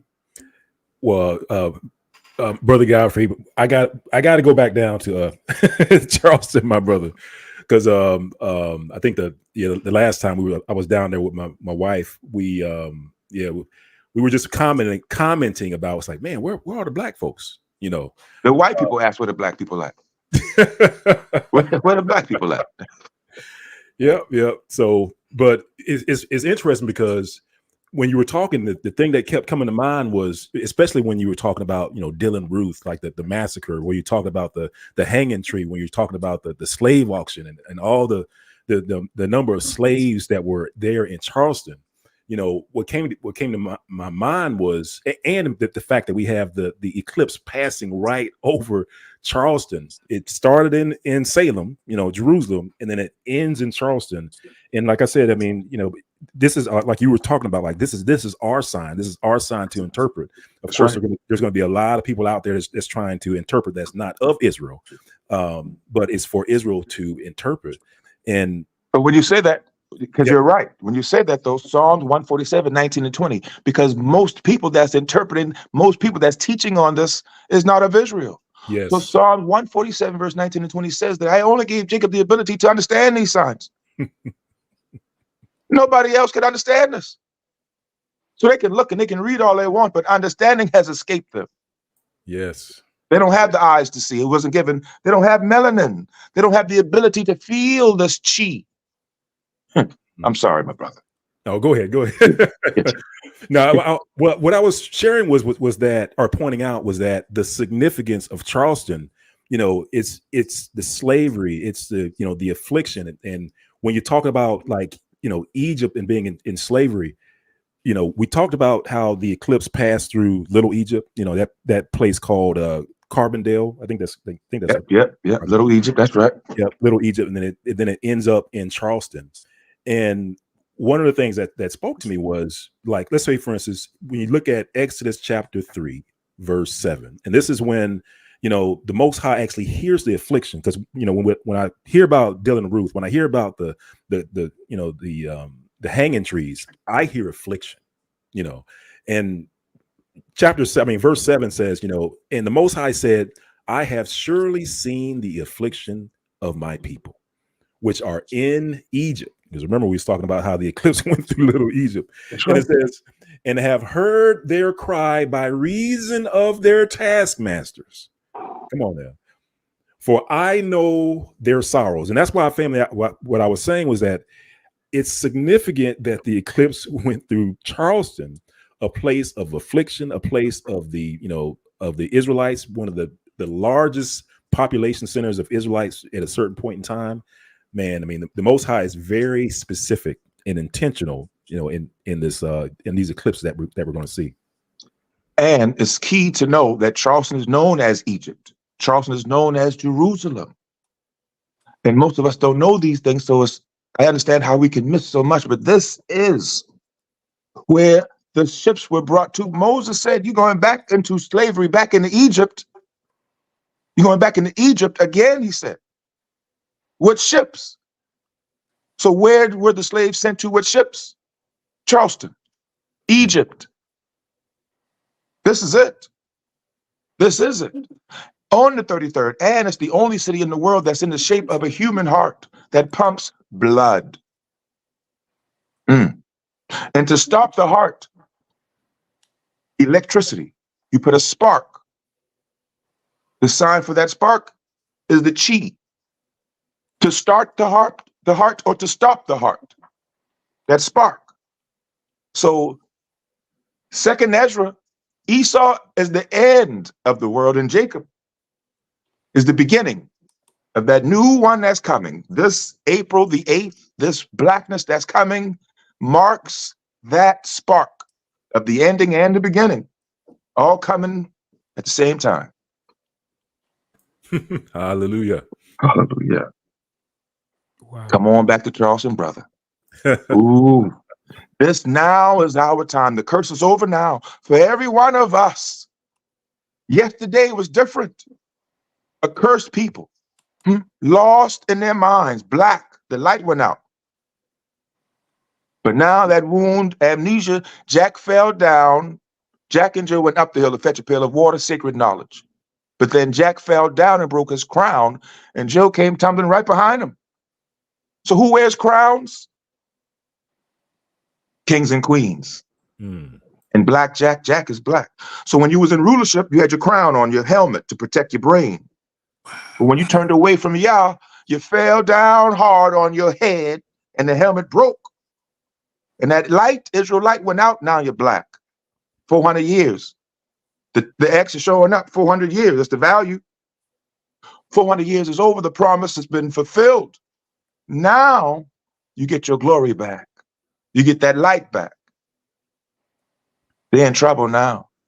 We got next. Matthew chapter 24, verse 30. And then shall appear the sign of the Son of Man in heaven. And to your point, Brother Godfrey, it says, then shall the tribes of the earth mourn. Then shall the tribes of the earth mourn. And they shall see the Son of Man coming in the clouds of heaven with power and great glory. Man. That's right. And then Matthew chapter 10, 34. Think not that I'm bringing peace when I get back, because I'm coming to redeem my people now. Think not I'm bringing peace. I'm bringing a sword. Redemption is going to be so beautiful for us. And remember, after in all this time, 1600, 17, 1800, 19, they have never been judged. Judgment is coming. That's what it means. Judgment and justice. Finally, it's our time. And you were talking about the Portuguese. Oh, brother, a major secret. The beginning, they flowed here. We was all over here. Gullah, Portuguese speaking, they knew who we were. And only at the end can we now find out, because it's not the end. It is the beginning. Finally, we about to come alive. And all of this information, he said, at the end of the world, I'm going to reveal the secrets. At the end of that kingdom, all of the secrets going to come out now. So what you never knew before, now is the time to get that information. This is it. Prophecy can't lie. And that book is only one book with our information that only we could see and only we could understand. They can't teach us nothing. We're the teachers. Acts 13, verse 1. And you know, it's interesting too, because a lot of people don't really know and understand the meaning of the word Gullah, right? Gullah, the Hebrew Gullah. And when you read, and I encourage you guys to read the murder laws, right? In Numbers chapter 35. And you have someone that is called the revenger. See, we've been institutionalized to think that there's only one avenger, one redeemer. But do you know that everyone that's ahead of your house, That's you right. are a redeemer? That's right. So when you read the murder laws, the redeemer is responsible for that household. So if anything happens to anyone in that household, you have to bring justice, right? Let's just say if they were killed, murdered, right? They had sanctuary cities in Israel for the trial to take place. But again, we're supposed to be raising our children to be redeemers. That's right. You're supposed to be Christ-like. Not just searching and waiting for one redeemer. When you read the murder laws, every last one of our children are supposed to be raised to be redeemers, because the Most High can use any one of us to bring what? Redemption to our bloodline. That's right. You know, so that's what really, when you think about that word Gullah, that's right. You know, even though we say Gullah today, but Gullah in the Hebrew, the ancient Hebrew, it means redeemer. It also means revenger. So when Christ was on that cross, right? And peep this out. When Christ said, Father, forgive them, for they know not what they do. That's right. You got it up there too. For they know not what they do. The Father had every right to slay the Israelites who said, hey, look, Pilate, we take all full accountability. The blood is on our hands, not just for their hands, but for the next generation. That's right. So had Christ not interceded for our ancestors, the Most High could have destroyed them all on that spot. So that because he's the Redeemer, he is the Redeemer. Right. But each one of us are redeemers through him. And he teaches us to do what he does. And we have his blood. You are kindred related, blood related to the Messiah. And he says, do what I do. Right. You know, follow what I'm telling you. So be like him. He's a redeemer. The head, you are redeemers. You're the blood. You are him. You're just one of his sparks. It's the same chi, ishi, the same chi. And like you said, blood, it's a blood thing. I'm sorry. And family, for those that are watching, when we say Gullah or Gullah, we're all connected. That's us. What religion has done is made us think that we're separate people. The difference is some of us got dropped off at different ports. Some of us got dropped off in Savannah. Some of us got dropped off in Charleston. Some of us got dropped off in Jamestown, Virginia. Some of us got dropped off in different areas, but we are the same people. That's right. The key word is the law. There you have it.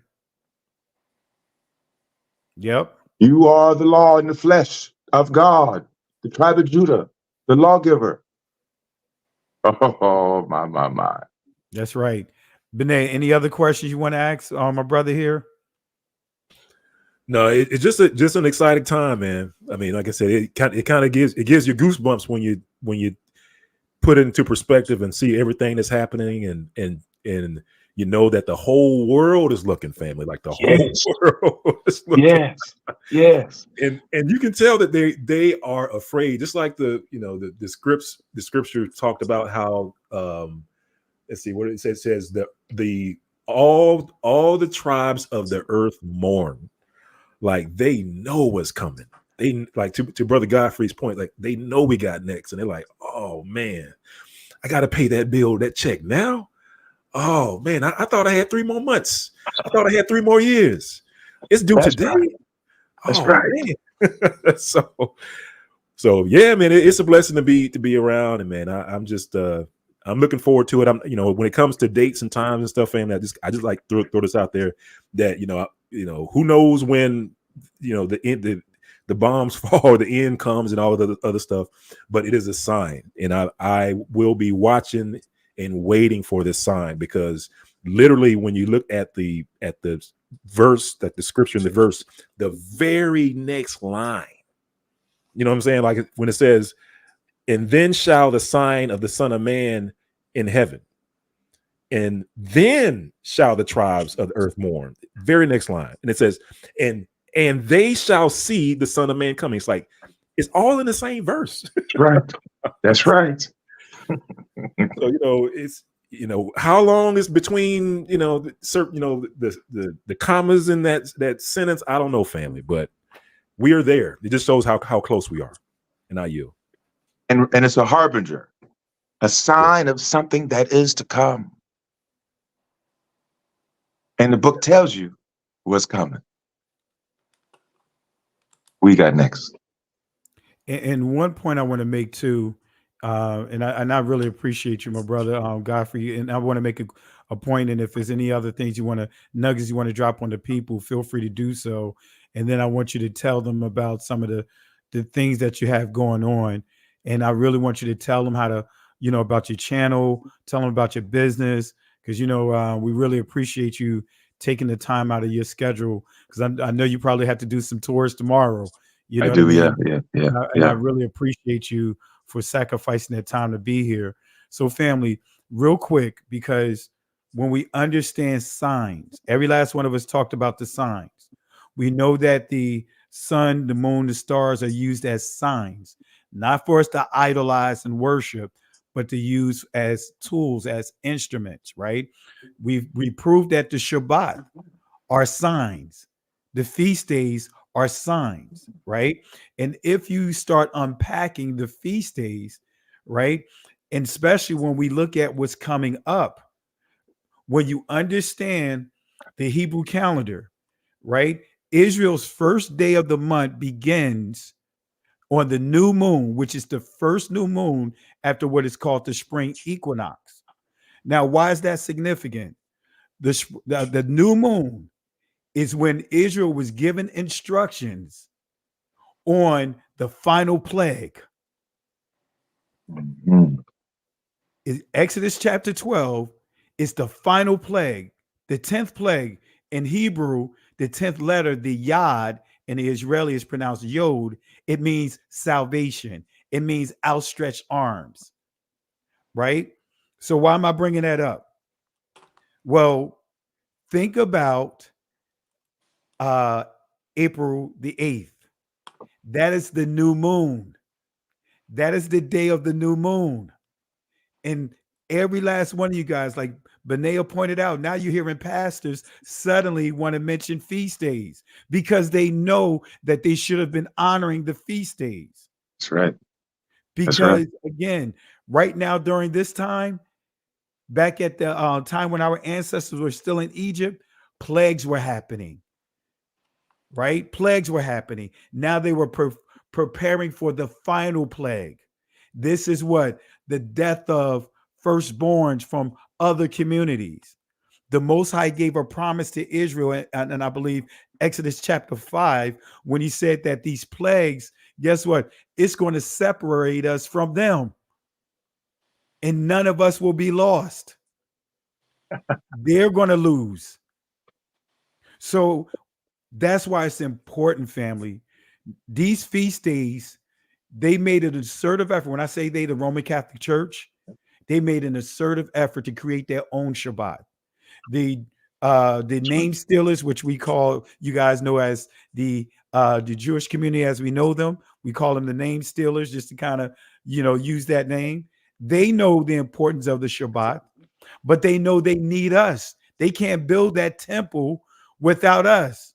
So now the manipulation is going on of having us convert to something that's already ours.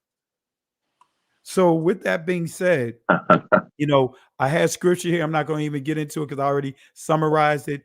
But these feast days, family, when you look at the feast days, let's go back to 2019, 400 years. The 400-year mark happened just before the Feast of Tabernacle. The Feast of we start off with the day of repentance, right? What they call it, I forgot what they call it, but it's the blowing of the trumpets. Then you also have the day of repentance, and then you have the Feast of Tabernacles, right? So why is this important? In 2019, right? During that time, just after, and you can look this up, I got the timelines, right after the celebration of our Feast of Tabernacles, Day of Atonement, that's what I was thinking, Feast of Tabernacles, that's when the plague began to develop over in China. Y'all know what I'm talking about. Yep. Right? Yep. And when you see as it developed, by the time it got to the height, when we get to the month of March, which is also called the God of War, now we're dealing with the height of the plagues. And what happened? Again, after each one of the feast days, you see something major happening. That's right. When you see, what's that, May 17th, May 2017, when they did when Congress approved with the 400 year. Yes. HR 1242 bill. Right, to commemorate the 400 years. That's right. The month of May, around that timeline, that's the Feast of Weeks, which they call in the church the Day of Pentecost. Family, I could go right down the list, but when you understand, Israel asked the Pharaoh, let us go into the desert to go honor the feast. It wasn't Passover, because Passover didn't exist at that time. It was Feast of Tabernacles. So guess what? Now we're gearing up for this major sign, this proof, this evidence. And guess what, family? That is the that is the renewing, because they didn't call it the new moon. It was called the renewed moon, because the moon didn't create itself every year. The Hebrew word kadash means to renew. So when we get to that, for us, our year starts at that time. And now we have to focus right now, family. Start focusing on the feast days. Start understanding the importance of the blood. Yes, yes. That's why Christ said, when you honor this Passover to his disciples, moving forward, do this in remembrance of me. Yes. So now we got to remember, now all the redeemers of your household, start make sure you get that blood over your household. Right. Because there is a judgment that's coming, as Benea pointed out. They know it. And now they're trying to hurry up and see if they could get some blood over their doorsteps. That's right. So I just thought I'd share that about the feast days. I know I saw some questions being asked on that. Family, again, how you calculate the Hebrew calendar, the first new moon after the spring equinox is the first day of Israel's calendar year. I want to make that clear. Now, sometimes you'll see in the Jewish community, the name still is in the Catholic Church, they'll go with the first full moon sometimes to try to keep it closer to the spring equinox. But if you study the calendars and you study history, study the scriptures, the first new moon after the spring equinox begins our calendar.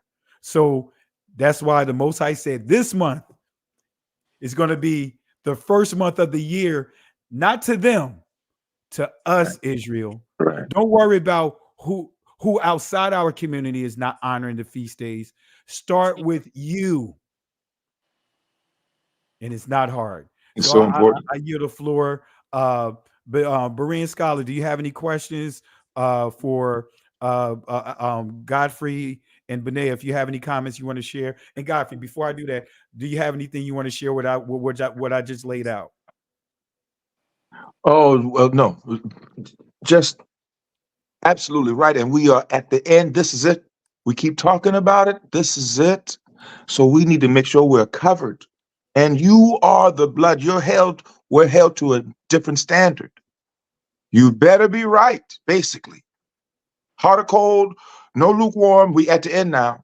So this is such an important time. Like never, ever before. Here we go. Yeah. Amen.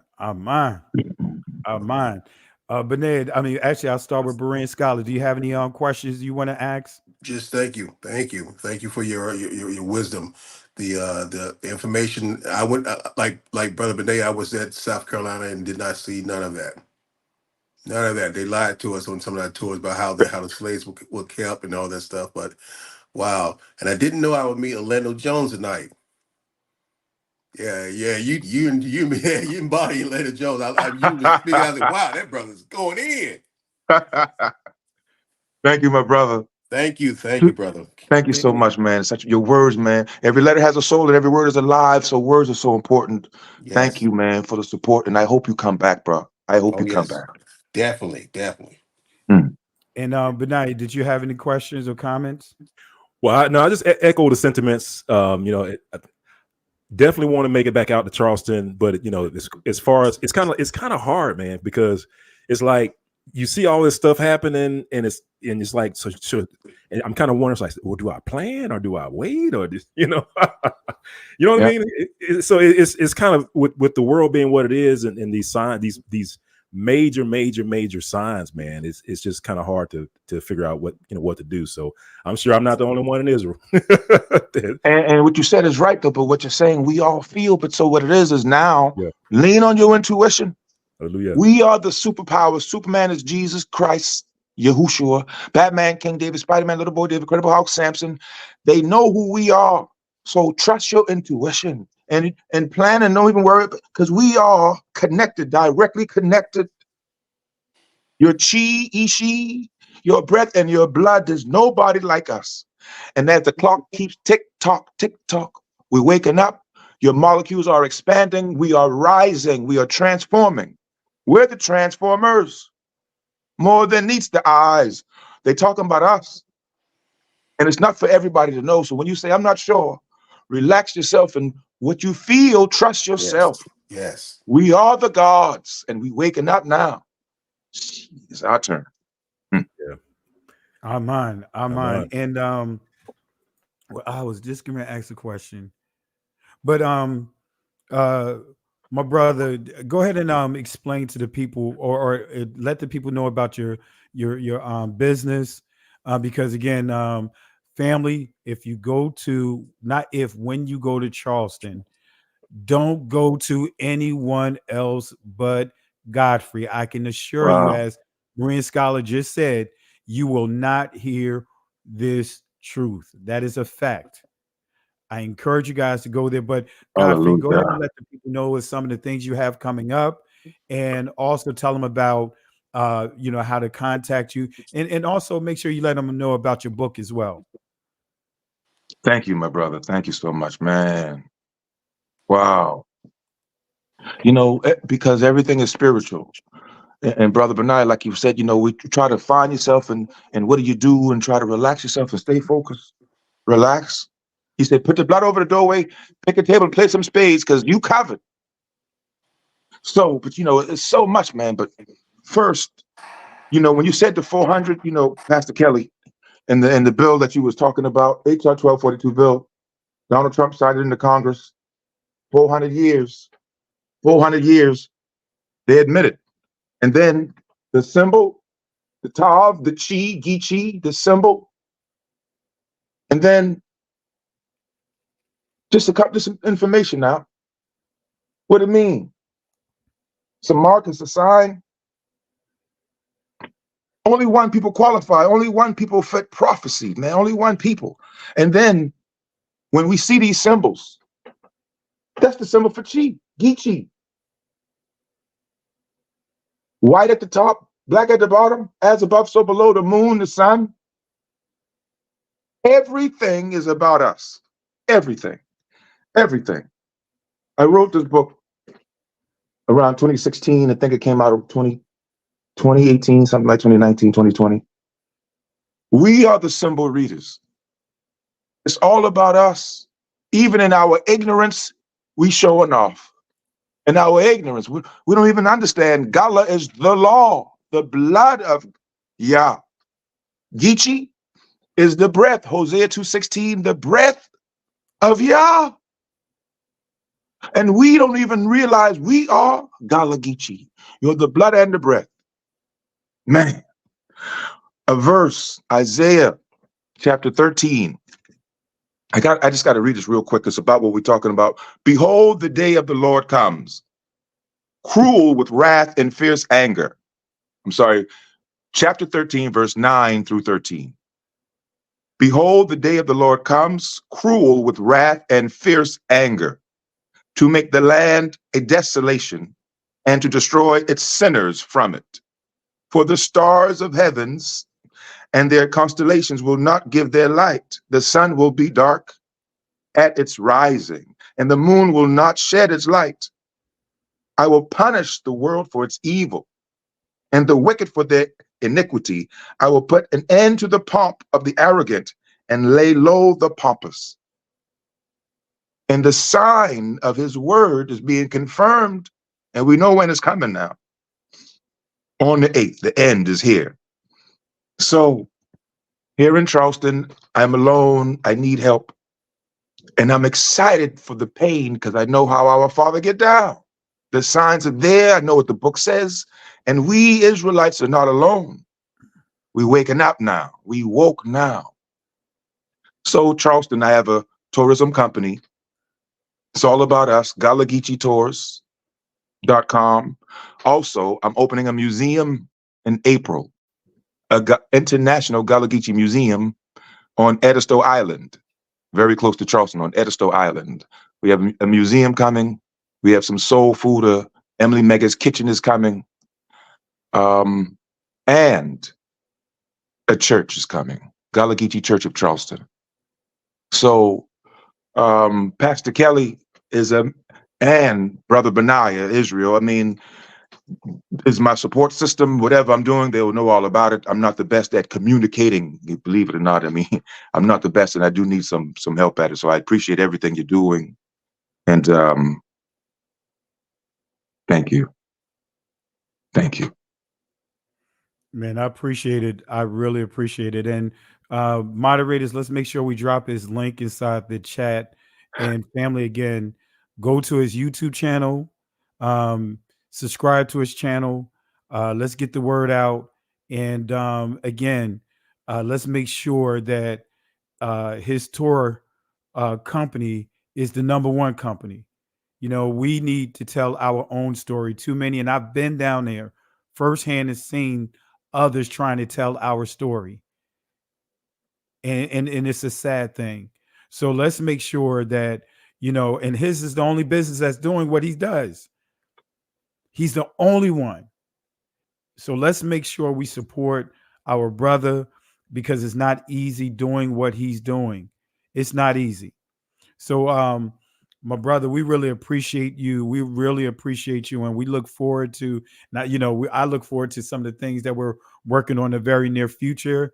And family, I'll announce it once we get to a certain point. But I just want to, again, tonight, as we were dealing with the eclipse, the signs, and like I mentioned to my cousin Benet, I was like, you know what? I said, Godfrey has some great history he shared on that, you know, inside his book. And this would be a great opportunity to have a discussion on that, you know, just to kind of get more of the history of Charleston to the people that are watching, because most don't know the depth of the prophecy, especially once you start understanding what transpired down there. And what he shared is just a drop in the bucket, family. It's far more. You go down there and you go on that tour, it's a life-changing experience.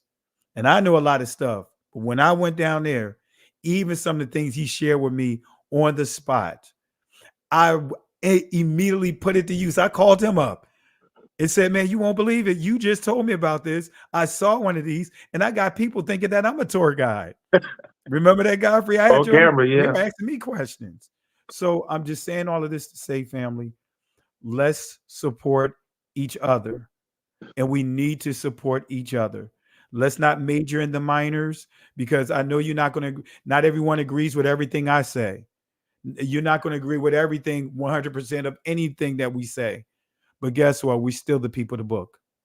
Let's support one another. Let's not allow what a westernized mindset has done to us to keep us divided. Guess what? Most of those people over in Israel, they don't believe in Torah. They're atheists, but look at how they stick together. That's right. All right. So with that being said, I'll start with you, my brother Godfrey. What we do here, we have a trash can award, right? So let me show you the trash can award. Now I'm gonna let you do the honor of giving the trash can to anyone, any group, whatever. This is the trash can. Let me bring it up here.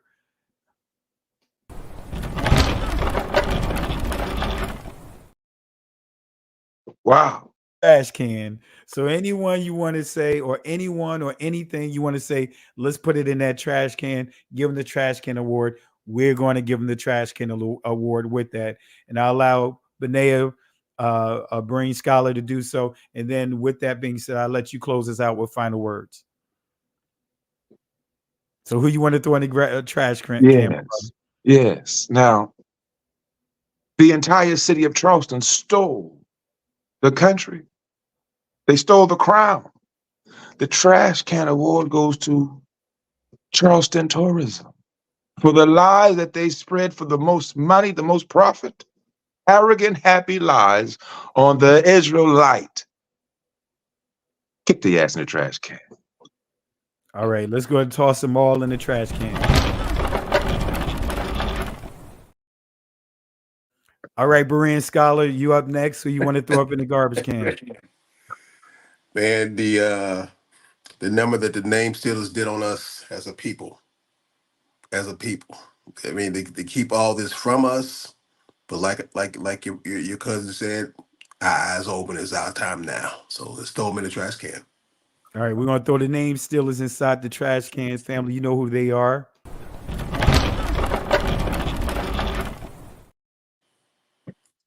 And next up the bat, I sound like I'm doing a symphony, right? With Molly Mall. Come up in there. Next up, that is me. Go ahead, Beneo. I like to throw in the prophecy freeloaders. That's man. The prophecy freeloaders. Matter of fact, I have to give them the garbage can. Here it is. I gotta put a 3-piece on there. I gotta give them a 3-piece.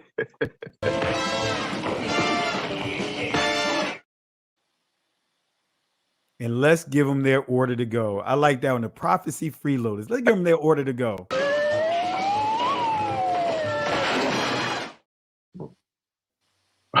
So, family, we really appreciate you guys for tuning in tonight. And Godfrey, any final words you want to give to the people, words of encouragement that you want to share with the people? I'll give you the floor.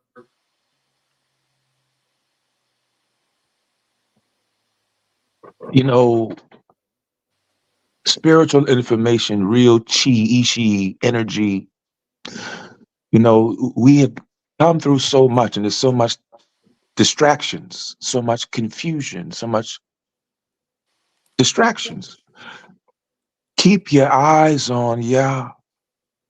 With all of the hell and difficulties going on, when Yah reach into your soul and give you some joy, hold on to that, because it's made to be difficult. It's not supposed to be easy. It's not for everybody. You have to overcome. And we are the overcomers. Been through so much. Now is the time. Don't be deceived. Don't be confused. Lean on Yah and lean on your brother, because it's about to get very scary for those on the outside. So don't be confused by the signs as the heathens are confused. Jeremiah 10, verse 1. Man, thank y'all so much. Thank y'all so much for the support, for the words, for the thoughts, the prayers. Thank you so much. Thank you so much. Mine. And real quick before we wrap up, want to say shout outs to Milo for the love and support. Really love the We Woke Now. Also Ancient of Days. All praises to the King of Glory, who is great and greatly to be praised. Hallelujah. Also give a shout out to Ringside with LCD. Thank you for pointing me to the proof. Also, let's see here. Queen Lions of Israel. Lioness, excuse me, of Israel. Thank you for the super chat. Who else do we have here real quick? Matrix, thank you for the super love here tonight. We are blessed to be here during this time of the awakening with these 7-year eclipse. Absolutely. Man, it's a blessing to be here during this time. Also, Privacy, thank you for the love and support. Arthur Candace, I want to thank you for the love and support as well. Who else do we have at Queen Nile? Thank you for the love and support. Thank you for the super sticker. And Yah's daughter, thank you for the super sticker. And as we conclude, in the words of the Most High, Yahweh, in Exodus chapter 14, verse 13 and 14, as Israel was coming out of Egypt, they came to their first test, which was a dead end with the water. The Most High gave Israel these encouraging words, Moses to give to Israel, because they were thinking about going back to Egypt, thinking about going back to bondage. But guess what? We can't go back to our past, because our past will kill us. We can't stay stagnant, because if our past catch up, our past will kill us. So in a nutshell, these are the words that the Most High told Moses to share with the people. Exodus chapter 14, verse 13 and 14, fear ye not, stand still, see the salvation of Yahweh. We're about to see that this year. We're going to see a movement of the Most High. Fear not, stand still, see the salvation of Yahweh. These Egyptians, these strongholds would never have power over us ever again. The Most High will fight for us. But here's the kicker. We have to hold our peace. The Hebrew word that's inside that text is not shalom. Some would say shalom, but it's not that word there. The Hebrew word there is karash, which means be quiet. That's right. Calculated silence. It means be quiet. Can't go back. Can't stay here. Guess what, family? Keep moving forward. Shalom. Listen, Genesis chapter 11, verse 10 explains the genealogy of Shem. Shem was a black man in Africa. If you repeat this back, Genesis 14, verse 13, Abraham steps on the scene. Being a descendant of Shem, which is a fact, means Abraham too was Abraham, born in the city of a black man called Nimrod, grandson of Ham. Ham had 4 sons. One was named Canaan. Here, let me do some explaining. Abraham, Isaac was Jacob had 12 sons, for real, and these were the children of Israel. According to Genesis chapter 10, these were the children of Israel. According to